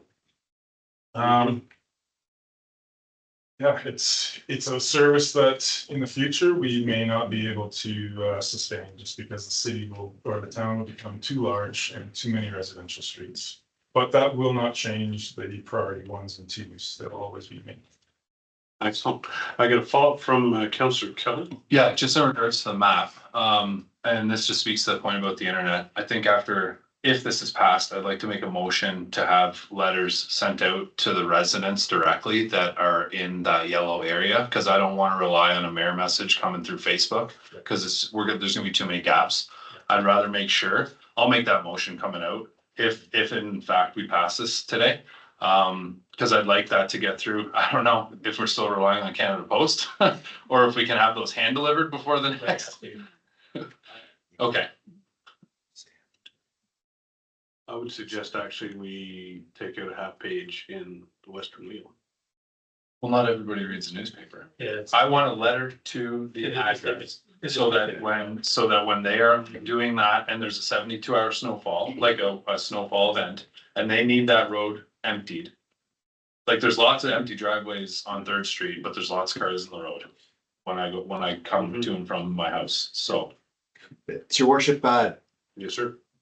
as you will recall, as after the November, December utilities bill, that will be the last printed one. So this would be an opportune time to Take a half a include page. this map Right on. on there, because as of January 1st, we no longer advertise or do printouts. Yeah. So this would be the last opportunity to do that, would be in January with November, December bills, If I do may, you want a motion for that? if it passes. if I may ask a question of Mr. LeBlanc. Yes. When's the cutoff for mayor's newsletter? Very close. I'm just checking with utility. Mhm. Yes, it'll be the end of the year, so December 27th. So we don't have it going up before Christmas, so that would be a separate if we were. We can wait. Okay, excellent. Thank you. Okay, Deputy Mayor. What is the cost of this Cadillac service for one snow event? Thank you. That's a very important question. Councilor Martin. At first estimate, because we have not yet received all the invoicing, I would say probably around 48,000. That's for both communities. Yep. Okay, thank you. Okay, excellent. Now, to speak to the questions that were posed during question period through, now is the proper time to address them. So I'm just gonna read out each one, guys, and we'll just go through each one again. So this one, again, great one, the school zones. So can we look at aligning some timelines so that we're not in the school zones or plowing those up at those prime bus route times? And that'll just be a matter of you guys figuring it out. So can we make that how would you make that a policy or a procedural item? So that we can ensure that happens. What's the process there that it falls into alignment with your priority routes and whatnot? How would that look? Yes, thank you. Through the chair. It is actually written in the policy that we will stay out of school zones during the loading and offloading period. On 3rd, so 3rd's a large road and it's a very busy street. So we go in, sometimes we work after hours. So I had one of our operators go in at 8 PM the night before and we windrow 3rd Street. And so that windrow was in place for school time, but that road's large enough that it doesn't impede traffic flow. And so in best efforts, we don't do any snow, we don't have any equipment or manpower in that roadway during that period of time, but that windrow may be in place. a mistake was made. The crosswalk should have been better cleared. But in hindsight, we have little opportunity to do Third Street without impacting a lot of traffic. So we went out at 8 o'clock the night before and did that windrow. So it did not get removed until after the school zones were inactive, and then we were in there and out of there as fast as we could. Thank you. And I mean, it is a hard balance because you want it gone, and if you don't get rid of it, you're just sliding through there because that stop sign right there on Third is nothing but a sheet of glass with all the exhaust from every student. Start, stop, start, you know, so it is a balance.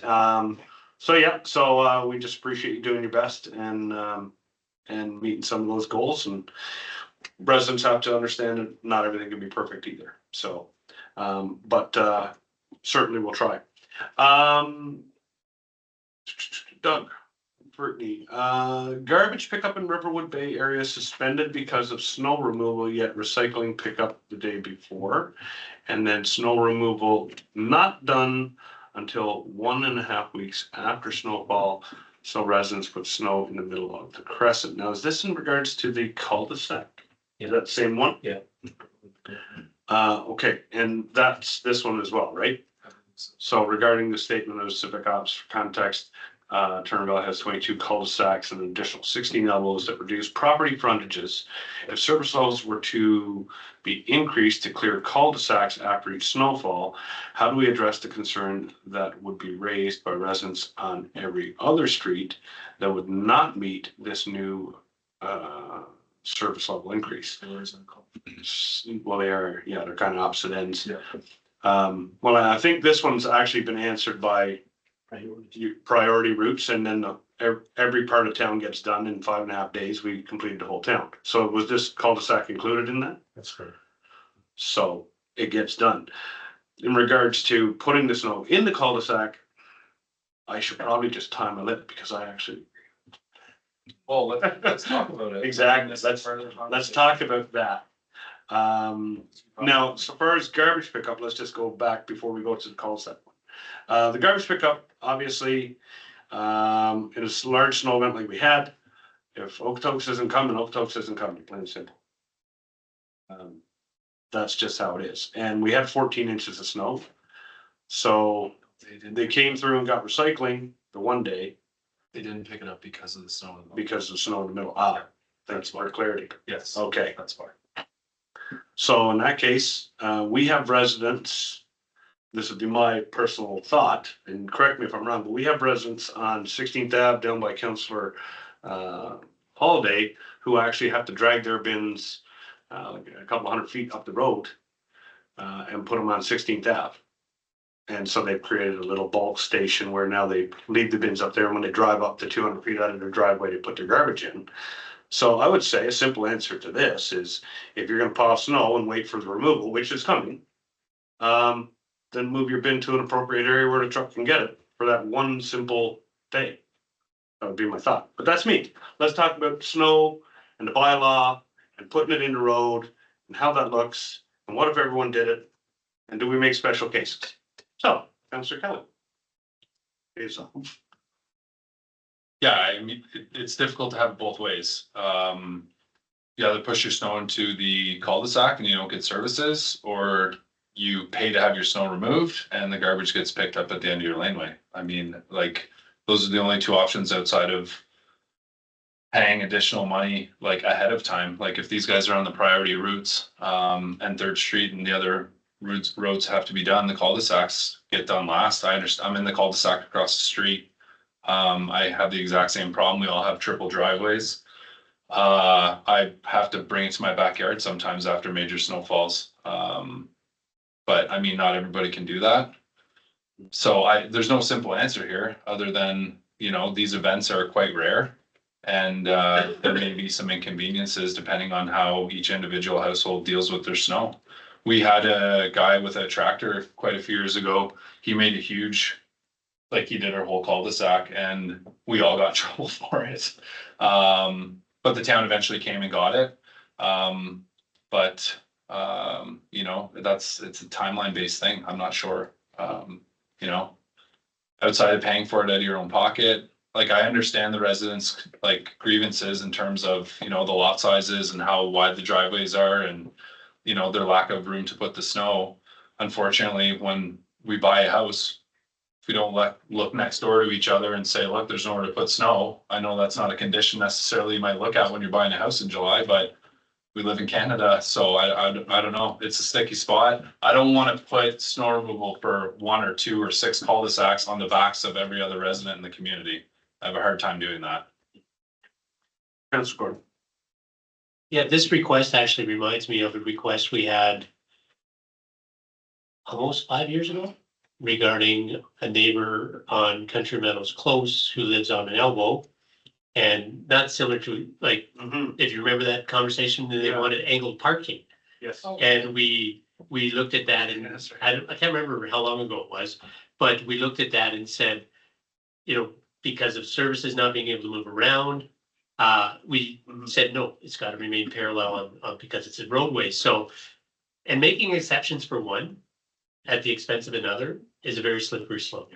And that's where I see this request to be, as much as I empathize, if you don't have a place to put snow on a triple wide garage, that's a challenge. Where are you gonna put your snow, right? So,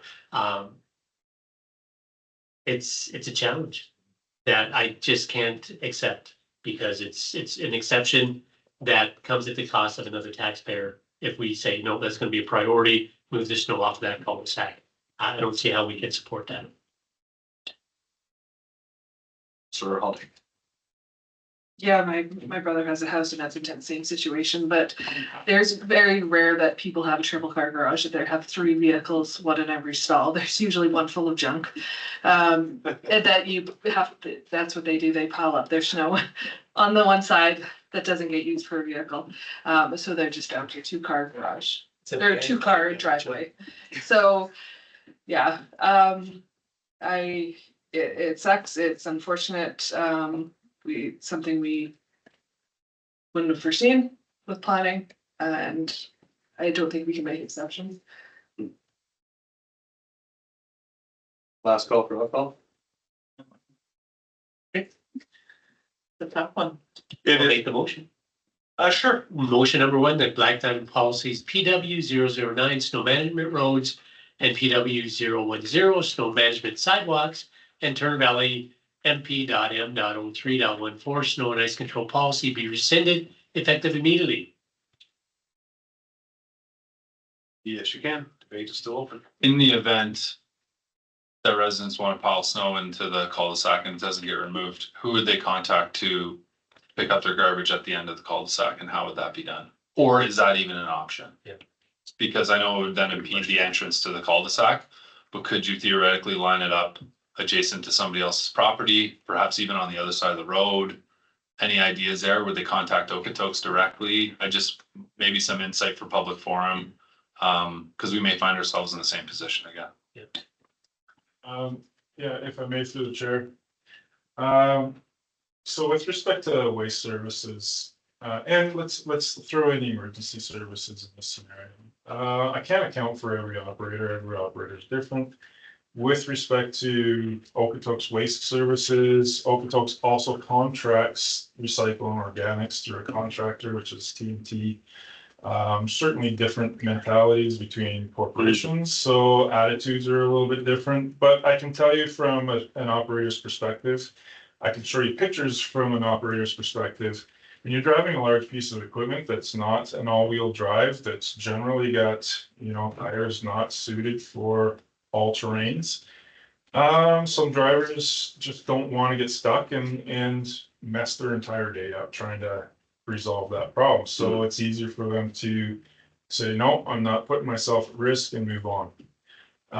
So it's very reasonable. That's a very reasonable attitude from an operator's perspective, because I know they're under a pretty tight constraint. You get all our residents picked up and off the landfill back, pick up the rest of it and take the landfill. So if they are stuck in snow, maybe now they're working until 11 o'clock at night to finish that process. The issue of piling snow in the center of a cul-de-sac, again, I'm not judging and I'm not trying to offend anyone here, but I agree. The burden shouldn't be placed on general taxpayers for one cul-de-sac. It is the only cul-de-sac that we've had this issue with.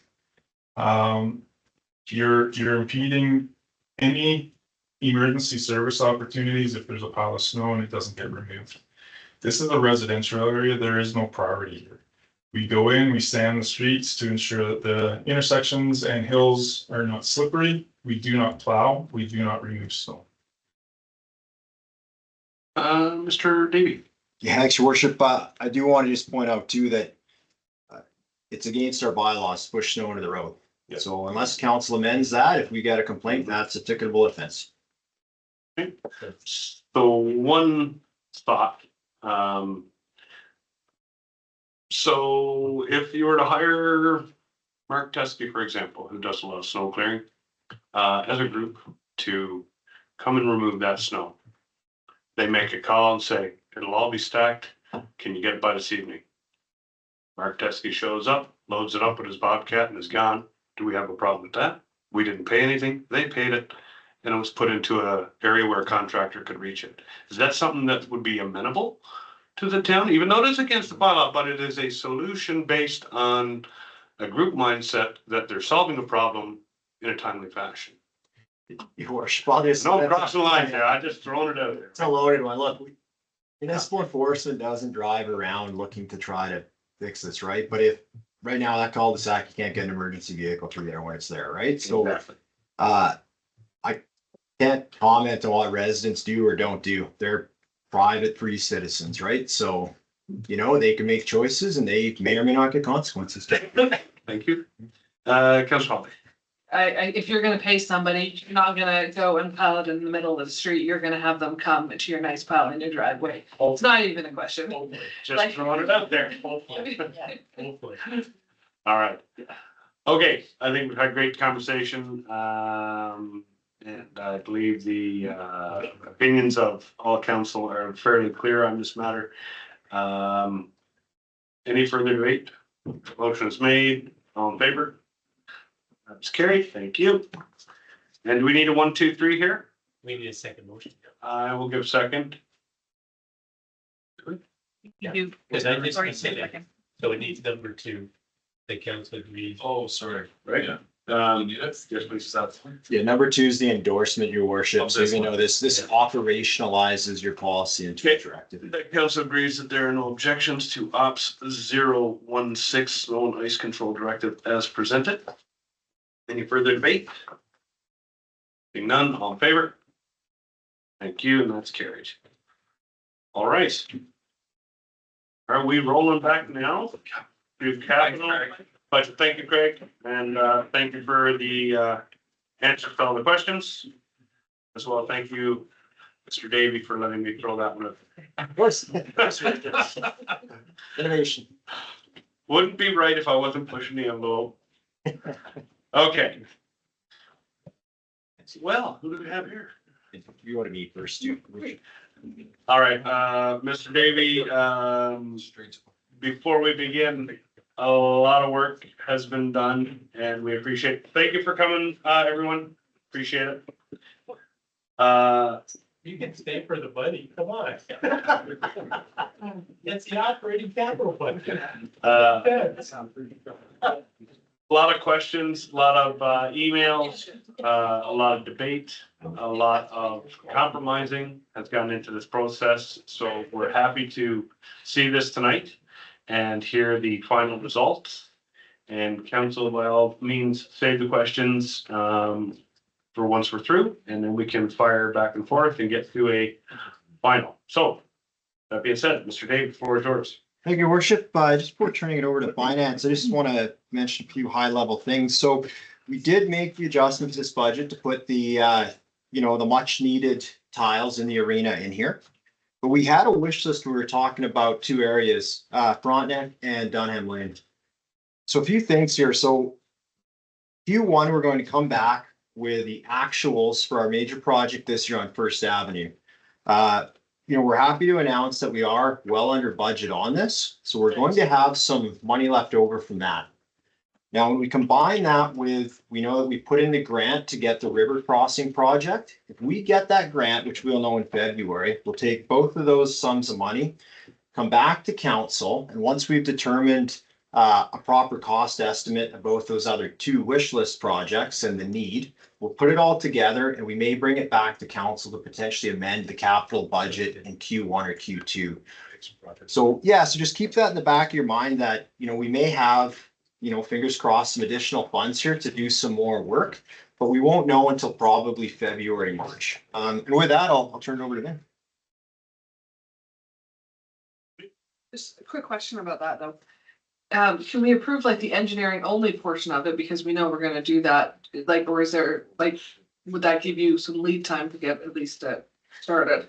So we don't miss a season, just in case some of that information takes a while and we don't get it in time. Cause I know we've done that in past years where we've done the engineering for a project 1 year and then built it the next. Great question, Worship. I'm just, maybe we'll just look over to Craig. So the challenge is anything we fund here will be over and above what's available. So that would be a draw from reserves. Because we're already at our limits. We are getting, I'm still thinking February is a good time.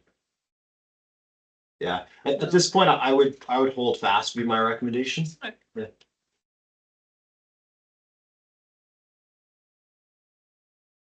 Sorry. Go ahead. Yeah, no, we're good. I was like, is there a follow-up? Go ahead. Good evening, Council. Through the chair, the administration previously submitted draft 1 of the 2025 capital budget on November 6, 2024. And following the council's directive, the administration submits the revised final draft for the 2025 capital budget and the proposed 10-year capital plan for the council's review and approval. There are 3 documents attached to them. One is the PowerPoint presentation, another one is capital budget plus 10-year capital plan from 2025 to 2034, and the TCE forms. Yeah.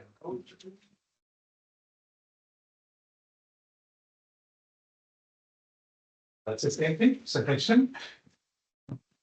And here are the key points. One is capital budget 2025. Plus 10-year capital plan summary, 25 to 34, updated grant details for 2025, the reserve balances, and the debenture payments. This is the capital budget, proposed capital budget for 2025, with adding 12,000 into the first line item. And previously it was the 1.4 million, now it is 1.412000.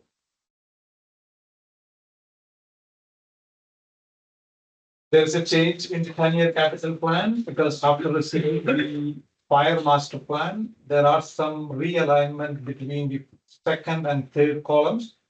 So previously it was 70 million plus in the column A that shifted to column B because most of the items are coming after 2034. So we did realign that based on that proposal. Next slide, please. I will leave that one to Lisa. So you can see that the projects have been allocated for the funding.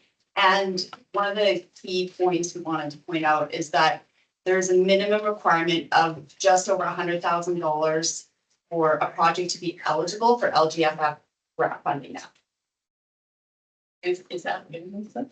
It's relatively new, I believe, within the last 2 years. Yes. There is no minimum on the CCGF funding, but there is for LGFF. So saying that our expected funding for the LGFF is 1.044329. So we need at least 100,000 plus to get into that eligible. Just a quick question on this slide here. Before we shock our residents and they look at that and say, we got to return 2.5 million. Where are we at on that? I'll tell you, Your Worship. So, as you know, council through their advocacy approach, we've tried to reach out to the province, say, hey, we have a shovel-ready project ready to go. don't want to blame the postal strike, but we're still waiting to hear back from the ministry. If those funds do have to go back, they are held, and maybe Vinny can just mention how that funding would happen. Yeah, so if we have some investments, then we need to take it out from the investments and we need to pay back that. Expecting they will not charge the same interest or minimal interest. Assume we've made some interest on it in the last few years as well. that Push. And to drag your feet for another year. And interest coming. Yeah, if we had really not mentioned it, it would have just sat there in perpetuity, making the interest. This is the interesting, your worship, as far as I can tell, it was frozen. The project, well, the grant stream ended in 2021.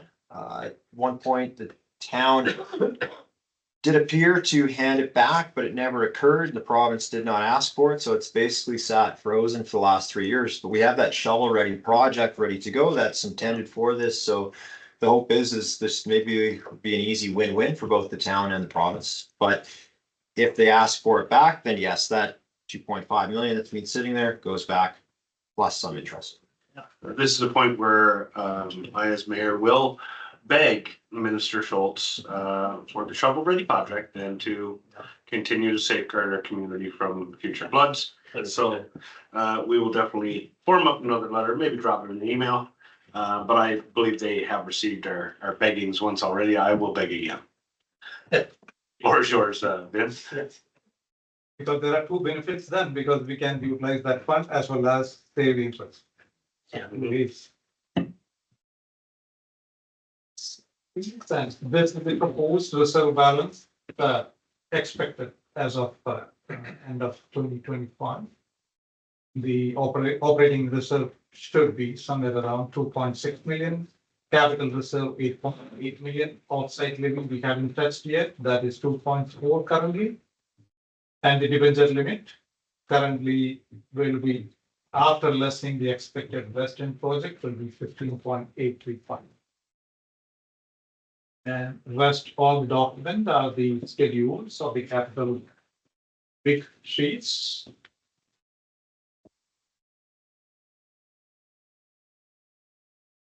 And I will look forward for the approval. All right, any questions on that one, council, capital budget? Quick, easy, I like the fact that I can say it's realistic and fair. Council Gordon.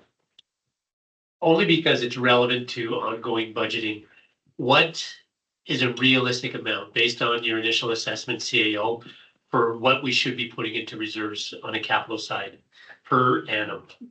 Realistically, I want you to do your best and scare our residents. Thanks, Your Worship. That's an excellent question. So the IMP will clarify it, but it's a rule of thumb. We know we have somewhere between 60 to 100 million in repairs and betterments. So if you spread that out over to the next 10 to 20 years, you'd be looking at a minimum of $5 million a year.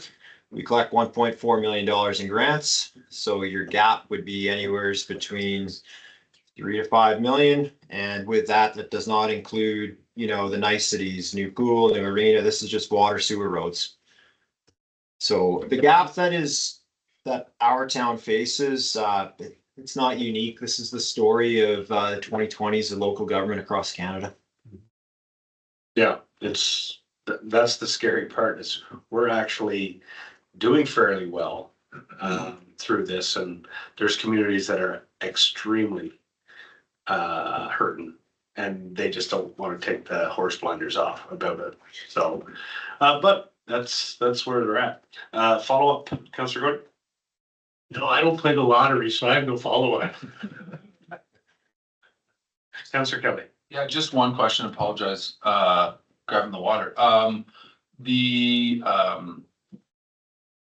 Those body cameras, was that in this budget or is that in the operating? So worship, so at CPOs, so we're. Yeah, the CPO body Yeah, cameras. Say 100%, they're already being used.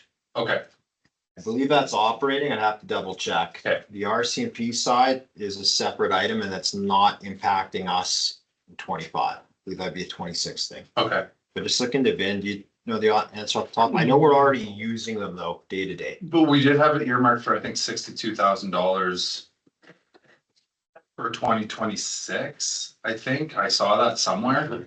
And that was for our local peace officers. There is a 62,000, which is in 2026. And is that for the body cameras? Yes. Okay, I just wanted to highlight that. I ran into a gentleman that works with Foothills. And I was hoping TJ was here so I could share this with him tonight, but I just wanted to bring it up. Foothills has an agreement with Motorola for the same equipment, and they're paying pennies on the dollar to that 62. So I just wanted to maybe look at some collaboration perhaps, and that's why I wanted to share that with TJ, because I know that that's his department. But he gave me thousands of dollars versus $62,000, and they operate a much larger scale, obviously, but maybe there's a partnership opportunity with the intermunicipal collaboration framework, maybe to some extent, that we could look at there.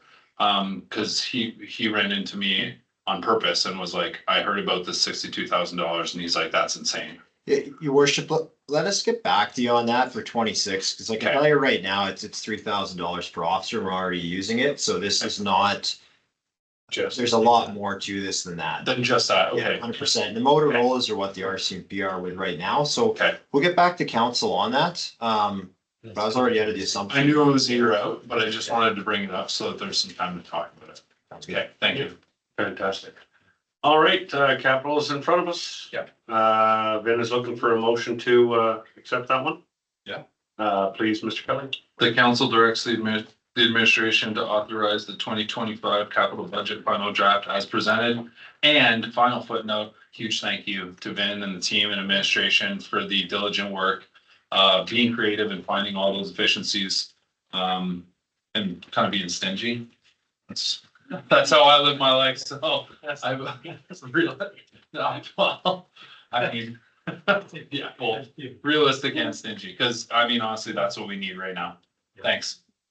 Yeah. All right, any further comments on capital? No. Cindy?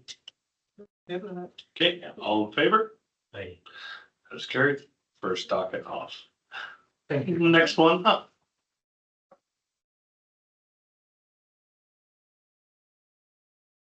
Thanks, your worship. I'll Yes, please. introduce this one as well. So if we just go to the PowerPoint key points. Yeah, right there. I need to try to read. Yeah, so your worship, so just to kind of summarize and recap where we were. So we began this budget process in the summer.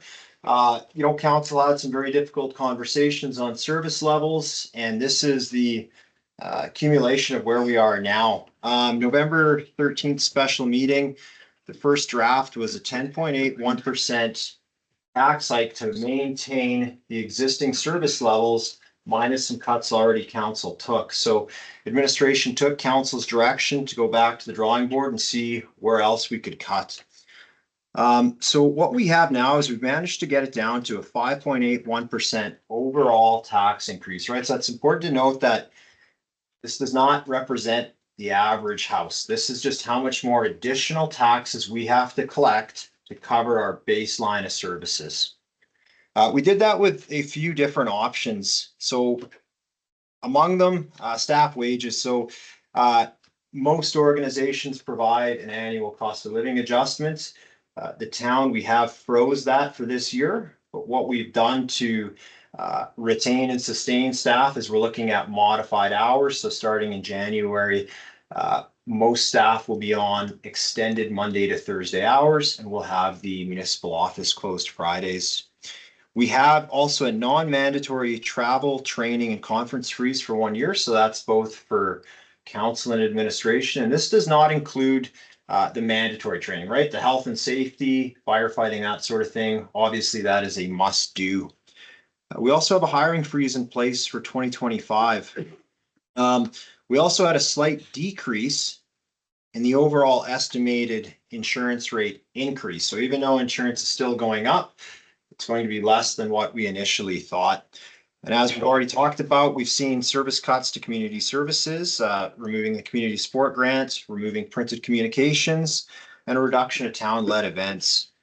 There are no changes to the below points that are really the cost drivers to draft one, right? So we know the increase in the cost due to the new contract between the RCMP and the town. And it's important to note that that is not driven by amalgamation, right? There's a new funding model in the province of Alberta, and now all towns are paying up to 70% of the operating costs of their budget. So for 2025, we're going to pay 3/4 or 75% of those RCMP costs. And then in 2026, we'll be paying the full 100%, but we'll also get a full grant to slightly offset that.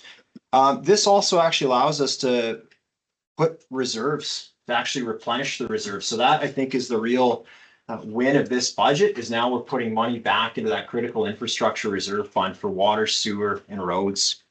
The other big thing out of this too is the infrastructure management plan. So tying it back to the last conversation with capital, in 2025, we'll conduct this plan, which will identify all of our capital requirements for water, sewer, and roads, and then we'll map it out and sequence it and bring it back, and we'll have a 10-year capital plan for the next council to consider. And then we'll have a very good cost estimate of where we're going. Just a couple other things I want to mention too. So I understand, even though this is a tax hike, the reality is this is a very lean budget. There's really no wiggle room here. And I do think as a new town, it'll probably take 3 budget cycles to really figure out our basic costs.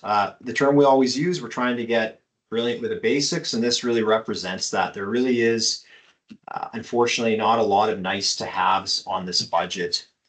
Finally, too, I do want to mention that, you know, this really is not a one and done.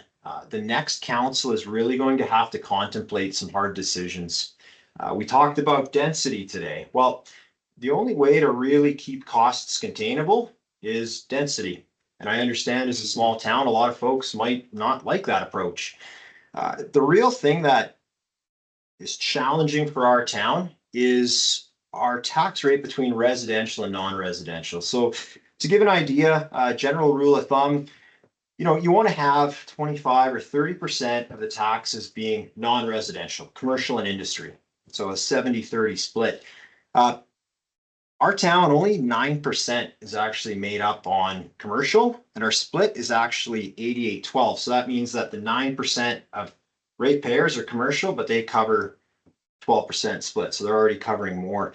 And that is really the thing that hamstrings, unfortunately, Diamond Valley compared to other towns that might have heavy industry, for example, right?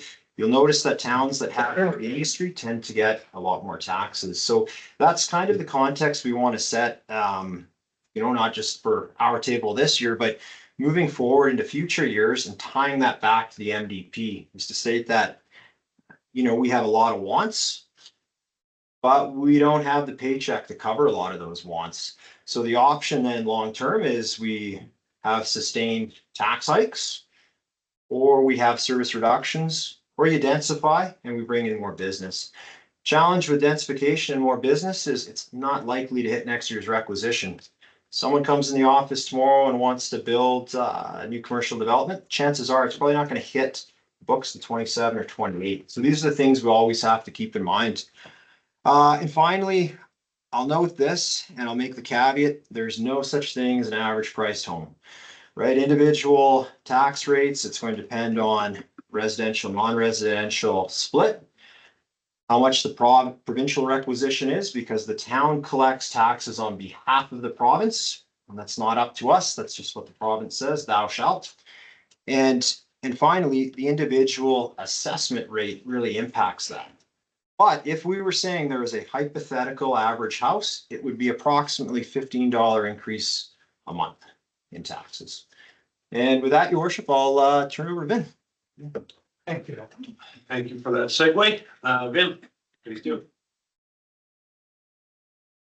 Administration care by present, operating budget 2024-25 and 3-year financial plan from 2026 to 2028, final draft. This is the summary. Proposed revenue and expenses, both are same, 15 million, 15.846. No surplus, no deficit.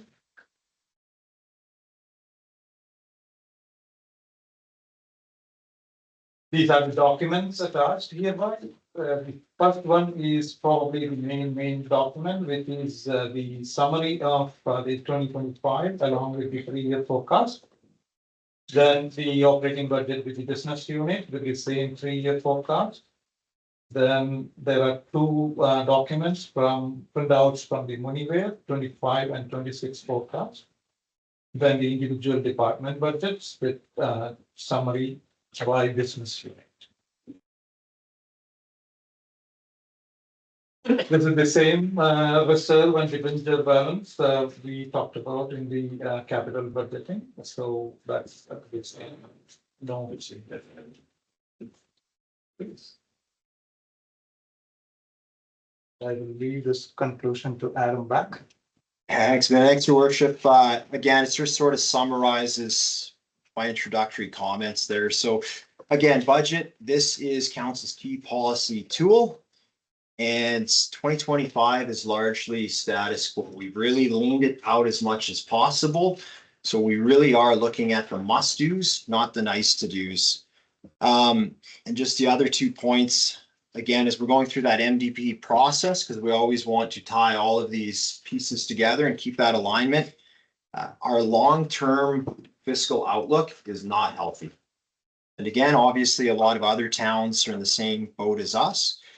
But we can't shape those towns, we can only shape this town. So it's important to note that, we get through this budget cycle and already finance team and myself are already looking at future years. And, I can say that I would be surprised if next year we proposed anything less than 6% with no new services. Right now, that's really what we're looking at. So it's always important to keep that in the back of our minds. And yeah, with that, we're here for questions. Okay, council operating, we're looking at 5.81. That's down from 10.2, I think we were at.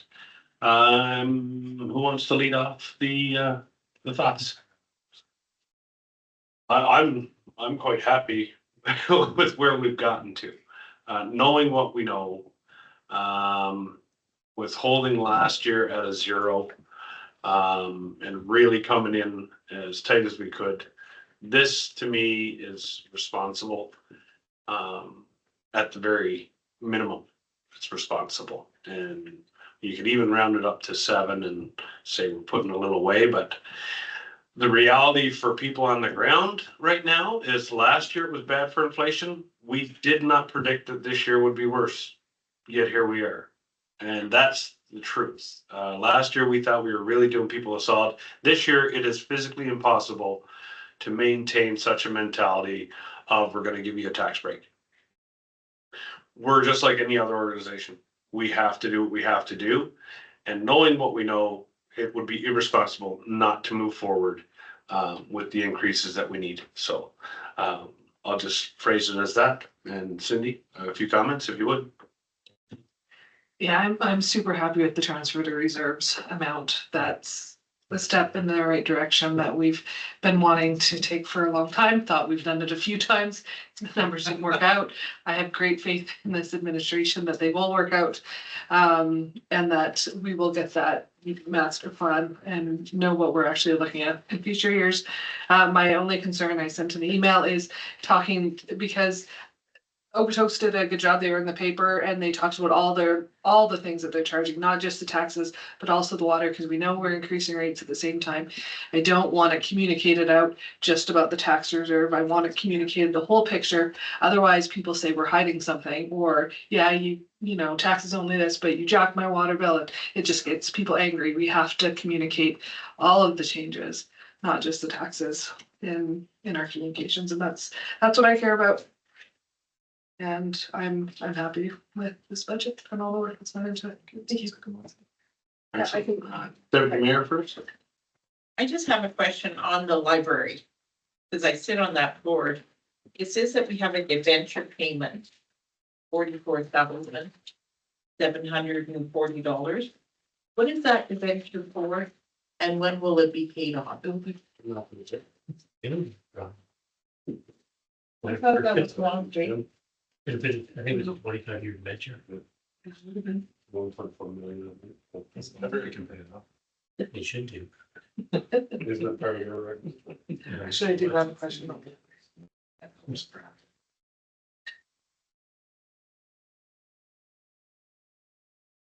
1 second, please. It's number 74. I should have said that before.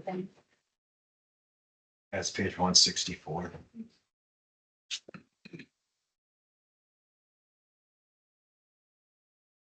There was a loan on it because there was a big political thing, because Black Diamond was supposed to contribute, and they didn't. And I never thought they did. That's right. Yeah, no. No, they didn't. no, I thought they did. You know, back to the end of the day. You guys got us back with the transit. Exactly. Exactly. It was your fault, you said yes. And he's on the dominant, dude. Glad you like your parking lot. That's funny. So, yeah, we have a debenture library, which is going forward. I can't say exactly when it is finishing, because in front of me, I can see only 2025 debenture list. Hmm. But we have a debenture for library, and the amount per year is exactly that amount is in 44.7.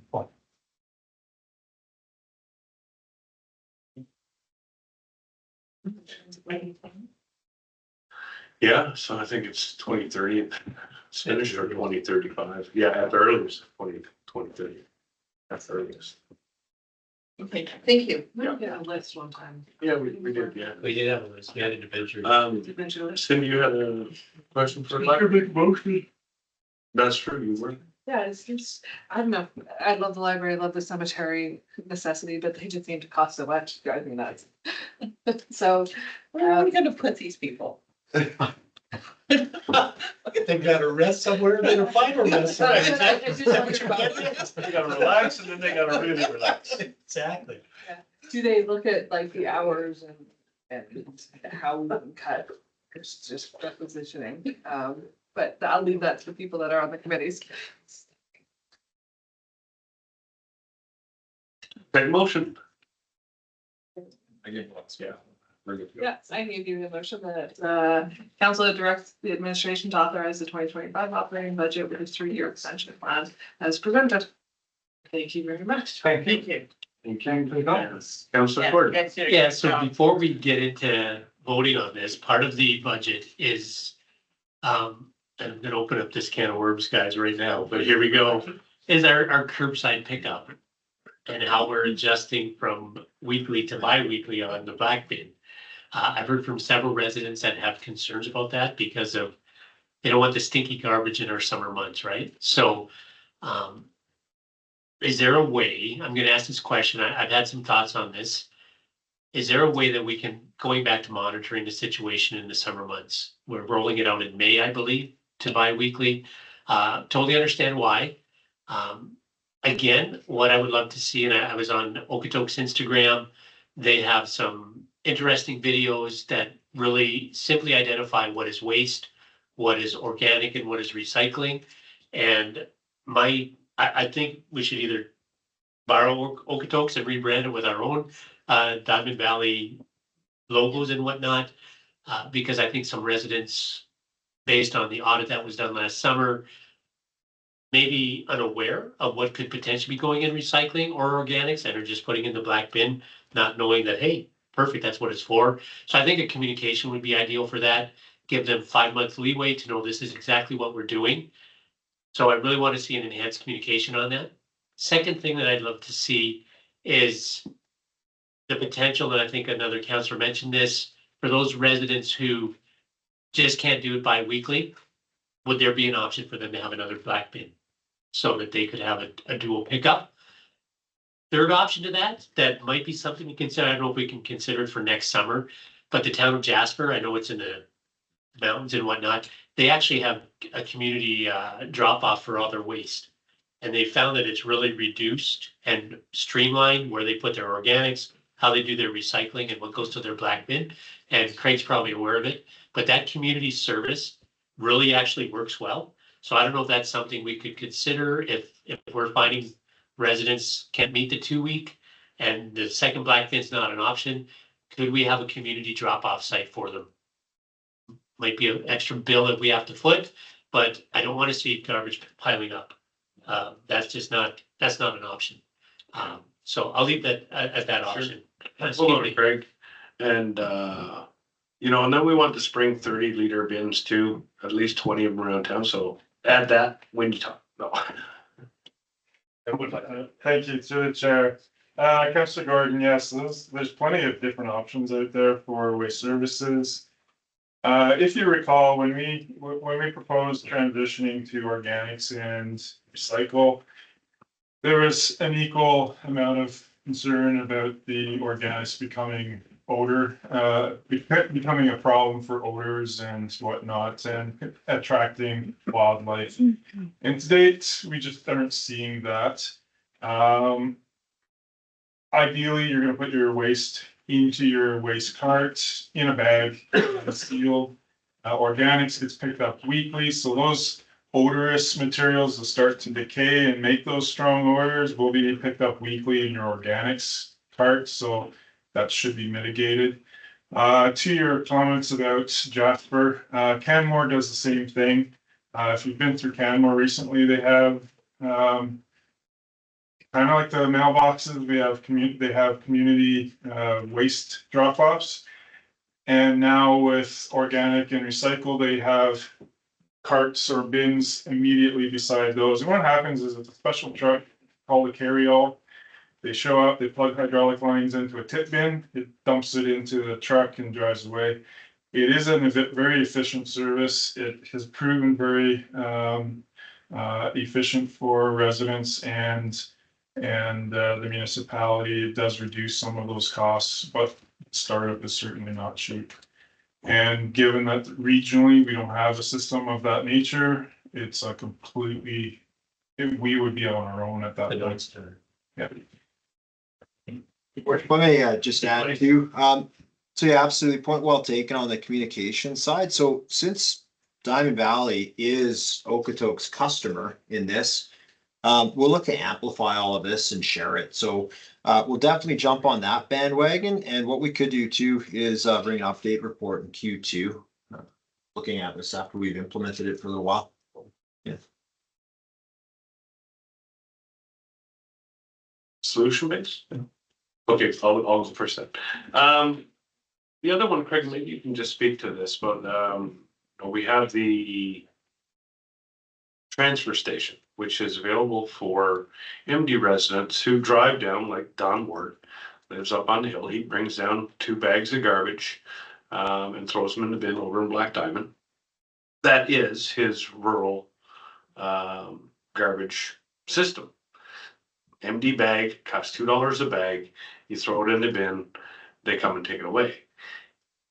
Have we ever had the conversation where we would be able to purchase those bags? And in this case, for $2, here's your MD bag, fill it up, and you would drop it in at the station. The MD basically is at cost recovery, more or less at best, at $2 a bag. Good luck. That's probably not even covering your gas, but we wouldn't be increasing the baggage amount that much. That would be the odd family who is in excess, not the norm by any chance. Just wondering if that's a conversation that maybe we could open on the commission. Is it you on the commission or are you on the commission? You're on the commission. Yeah, landfill commission. So To do the tags, he used to be able to buy the tags, but like what, I don't, yeah, I don't think you can anymore. no, not for many So years. I think there's but that's why I'm bringing it up, because I know there's a system now where they wanted to refine it. So maybe it's something we can think about, but I think there's a lot of solutions that we can explore. You mentioned a few. So I just wanted to throw that out there for thought, maybe not so much answer. John? I'm just gonna do a quick follow-up to what CEO Davey mentioned about bringing back a report with Q2. A huge fan of thinking of this, not a full pilot project, but I mean, if it's not gonna meet the residents' needs, then we need to be pivoting fairly quickly. So having that report back as soon as possible would be ideal. Thanks, your worship. I do just want to talk about this a bit too, right? Because the budget is with Okotoks as our low cost service provider. So if we pivot 2026, costs are gonna go up significantly to go back to that weekly pickup. For those households that, you know, might need the extra can, we do have a way for folks to purchase another one. And if we do have those, I think on a case by case basis, we can certainly accommodate that. But the key thing, and back to the budget topic here, is we outsource loads of services for Diamond Valley and it keeps our costs reasonable. So if we were to bring the service back in-house with a weekly pickup, we should expect to see a much higher hike for 26. Oh, most certainly. 100%. Yeah, no, that sounds good and sounds reasonable. And I think Councillor Gordon, you said it best. We should be ready to pivot if the need arises. And I think there's a few solutions, like purchase an extra bin would be your immediate solution, right? So, but we will certainly look forward to that report. Cindy, and then we'll move on. Yeah, I can't count how many times I've done bi-weekly just by virtue of the fact I forgot. We've got a family of 5. We're terrible. I'm good recycler. The rest of my family sucks at recycling. I will say that. And it happens, but you don't, like, I love having 2 bins for the people that think they need it. My guess is they'll find a way to not need it once they have to pay for it. It's more about the reminders, and I was telling Barry like this about this last night. I was always good at remembering my masks, but can I remember reusable bags when I go to the grocery store? No, I can't. Because the difference was with masks, they wouldn't let you in, right? So you remembered them because you had to. Reusable bags, you figure out a way, you carry 10 things underneath each arm and give some to the kids and you make it work. So you can never remember it because the penalty is not as big. So I'm thinking that once we go to bi-weekly, you will be setting 5 reminders on your phone and 5 on your kids' phones to make sure somebody takes the garbage out because you don't want to miss it because you're going a month instead. And I think once or twice when it happens, you'll learn and you implement something that works to make sure that you remember it. Maybe we need to put it up on the town sign a little bit bi-weekly. Tomorrow's the day. Maybe use our signs a little bit and remind residents, especially as we adjust to it. But yeah, I think for the average household, and really, we're all buying our junk at Okotoks. We could stop at the landfill to drop some off before we get somewhere. So. Yeah, really quick follow-up to the communication piece. One thing that I did hear from residents after our last meeting where they were like, I didn't know we had such an issue about the wrong items being placed in the wrong type of bins. So I would really love to see our communications focus on that a little bit more. Maybe have one specific, this what goes in the blue bin. This is make sure it goes in the blue bin. And then another week or however the cycle might be. There's a lack of clarity among our community about the issue at first.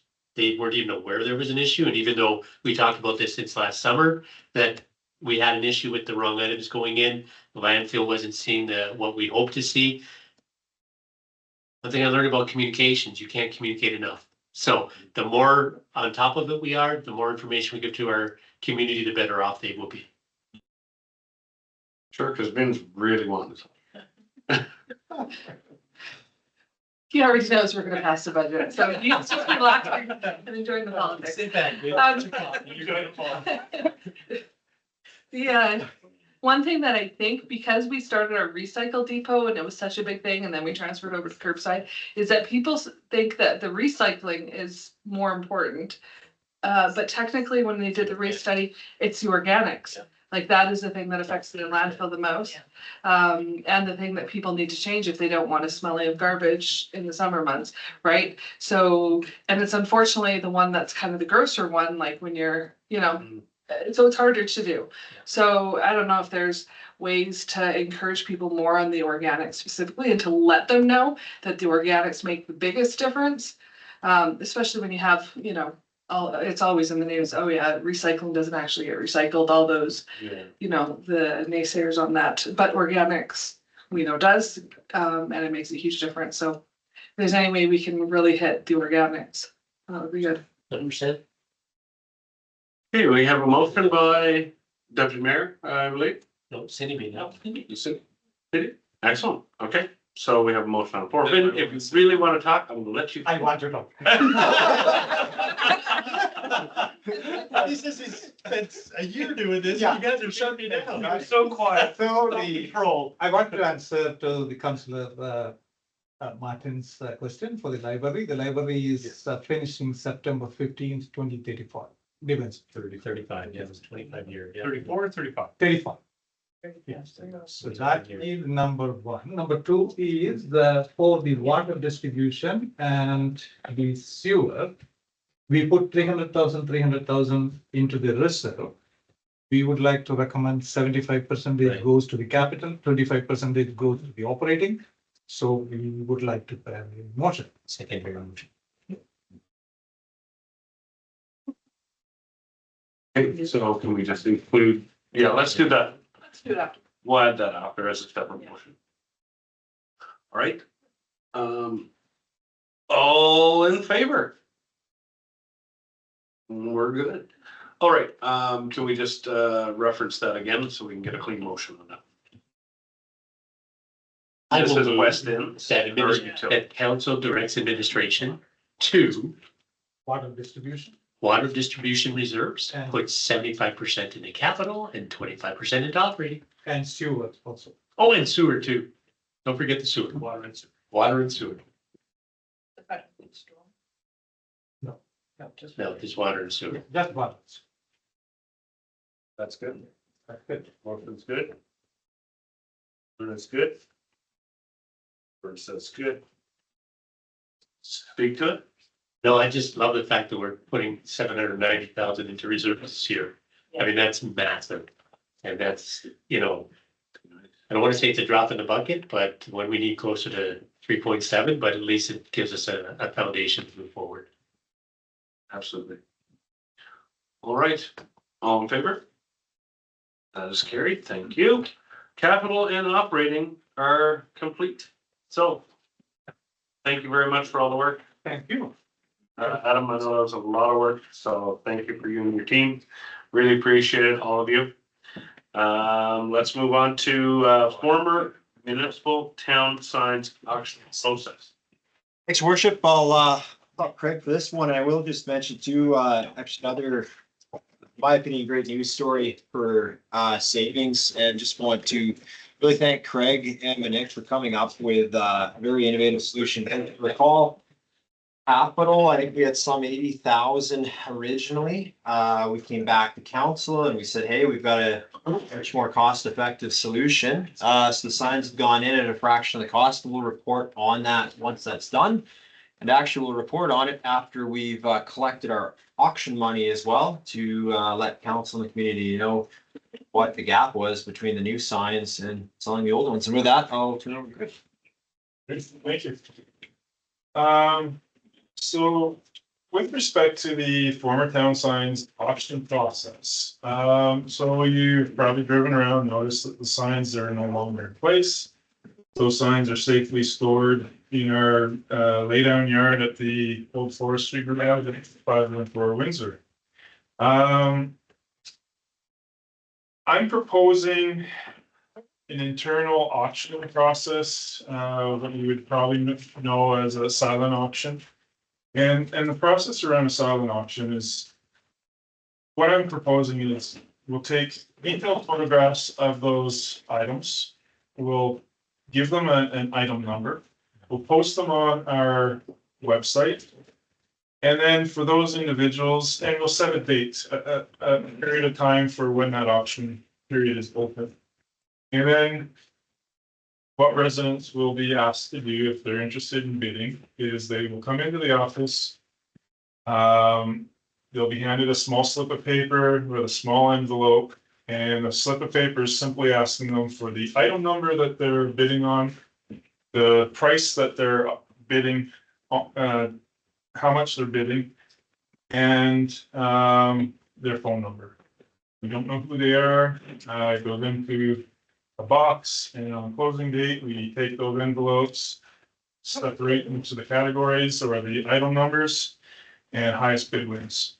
At that point, we phone the highest bidder, and at that point, we know who they are. and inform them that they have just been awarded the bid. And that's as simple and as straightforward. And that gives everyone locally an opportunity to bid, and anyone outside of the community that's aware of it and pays attention also has an opportunity. Without your worship, perhaps you, our member council could draw the bids and turn into a bit of a bid. Yeah, absolutely. We can do a little pony show. And in that collection of signs, let me just clarify, of course, there's the former Turner Valley signs. There is the wooden sandblasted sign that used to be at the electronic sign board as well. So yes, that's a double-sided sign, so it's kind of a different one. There's the old municipal office sign for Black Diamond. And then when we get into Black Diamond, the former sign, or the revised former signs, there wasn't much to save. There's a lot of aluminum letters, so we have those in a box so we can itemize that. But historically, if you recall, there was a rock Riverwood feature with wooden slat sign. And it wasn't actually, my memory poor, I think, I always thought it was like Black Diamond gateway to Cananassas, but that's not actually what it used to say. It had something around the gateway to the foothills. And then it had 6 different communities etched into those wooden structures. We actually preserved the best we could those former signs as well, so that can be added to this auction. And there are a few items that if council so wishes, we have a couple old manhole covers with the old logos on them. And we probably have some old flags and other swag that we might be able to auction as well. There was, and I'm just bringing it up because when I did the spray park back in 15, we had the Devil of the Hell's Half Acre wood engraved one. And you guys said, come and get that if you want it. And I was like, yeah, we want it for the history's sake. And we were gonna stick it in the thing. Never did get it, but it was down behind the sea can for years to follow. Did it survive? It was really cool. There actually, now that you mention it, I think the old wooden Turner Valley signs there, and maybe the Hell's The little Half devil Acre. with the. It may still be down there as well. I would have to look to confirm. Feel like no one would have touched it. It would be an absolute mint. Actually, on that note too, I think the old Campground. painting that was on the Flare and Derrick is down there as well. The old mural. Toss it all in. Anything you can find. We want those. Yeah, no, that's great. Yeah. Councillor Gordon, and then let's move on. So I love going big or going home, and we are in the digital age. Why not do an online bid? I just don't know that we have the resources to manage. Website. Yeah, well, yeah. Yeah, because then we could, people do it in real time, see where the prices are, and you never know where it'll go. Because someone may really want it and go up. to 100%, you know. the price versus what they would. put in. Yeah, let's do an online auction and Oh, have a online Right. bidding. we could do a digital version of a sealed bid. I don't know But the, there are platforms I'm looking at, and Well, yes, certainly we deal with good trust all the time for all our equipment, so we could have a chat with our account manager and see if that's something we could work on. if we get a picture of it, and Yeah. have people, have my neighbor bidding against me, and we'd have a lot of fun, right? So, And that would be, yeah, we would just post that link on our website. Yeah. Yeah, we could probably, I'll look into that. yeah, thank you. That'd be great. Okay, so do you need a motion from us? Yes. No, that's presented with, okay, so the council approved the silent auction. Via potential digital. Method. To take place in January, perhaps, I mean, if you need more time to look into it, I mean, I shouldn't even say a date then. In Q1 of 2025. Could we not with that information, maybe have this just brought back and maybe that digital could be investigated. Yeah. You know what I mean? And then it can come back and guys, that's no good. Let's just do silent. It could just be a quick one and done. We don't need to discuss it. It's either a yes or a no, we can make it happen. Or the motion could just state. To the effect. Your worship, yeah, it could be, silent auction via digital means if possible. There you go. And just an email update after. Yeah, I'm fairly confident we Yeah. can get something. Let's do that. Let's do that. Okay. Yeah. Digital optional. You okay with that, Brenna? Got Do you. I have to re-say that? No, I got you. Okay. It's a big signing. I think we can do it, but. Yeah. It's not that, yeah. Jenny feels pretty smiley confident down there, so I'm pretty sure she does have it. Okay. Okay, so we got the little amendment in there, good enough? All in favor? Yeah. Excellent, thank you. Yeah, let's do that. I think that could put some good spin on it. Community Support Grant 2025 Oilfields High School graduation fundraiser. This will be one of the last bits of money we can dole out, so let's take a motion, shall we? Go ahead. Grads need money. Money needs grad. Conflict of interest. My wife is the grad committee organizer, so. Go, I'll just make it, let's happen. The council approved the 2025 Oilfield High School graduation fundraisers, organization, community support grant application requested $500. Thank you. All in favor? Hello? I put it up. Okay, Yeah. yeah, okay, all in favor? Okay, all opposed? Thank you. I was gonna vote. I'm certain, Rick. I'm certain 2025. All right, here we go. Okay, good, that's done. Thank you. That's funny. Diamond Valley Community Gardens Memorandum of Understanding, MOU. Yes, just make the motion. I can give you that motion. Okay, thank you, sir. That council authorize administration to develop and enter a memorandum of understanding with the Diamond Valley Community Garden Society. That's motion number one. Any discussion? I loved how that gophers were handled in this, thank you. Actually, I would love it to be even stricter than what it was. I was gonna speak to that for a second. You know, because we say we're pest control where possible. I don't like the subjectivity of that. Because who's to determine what's possible and not? So I don't think that there should be pest control within the fences of the Diamond Valley Community Gardens. I know that's not a very popular sentiment, but how can we control where the gophers go? That they look after. It's because in years past, especially on the Black Diamond side, there's a lot of grievances made and conflict between those who did their community gardens there, the expectations they had on the administration, the expectations weren't met, and conflict arose. Yeah. So I personally would like to see that removal of that clause that states where pest control were feasible or however it's written. I'd love that clause to be completely removed. I agree with that. I just don't like subjectivity. So what would be remaining in place then? Nothing regarding pest control. They're on their own. Yeah, we're giving them the line.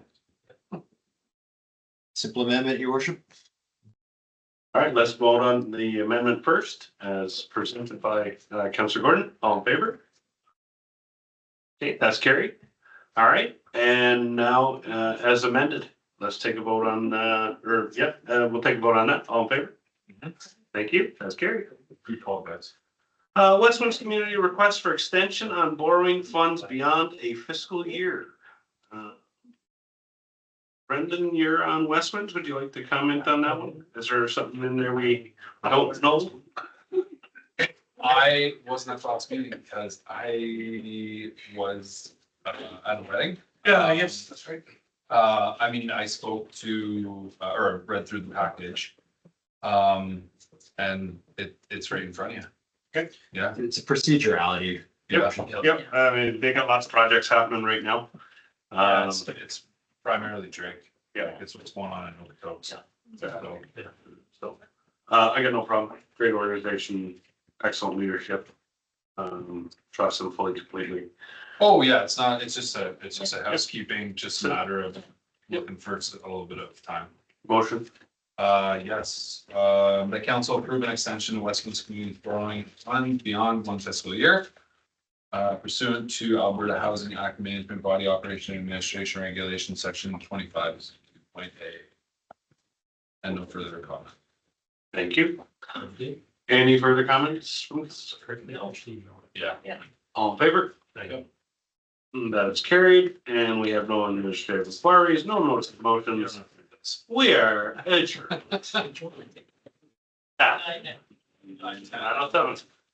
Excellent.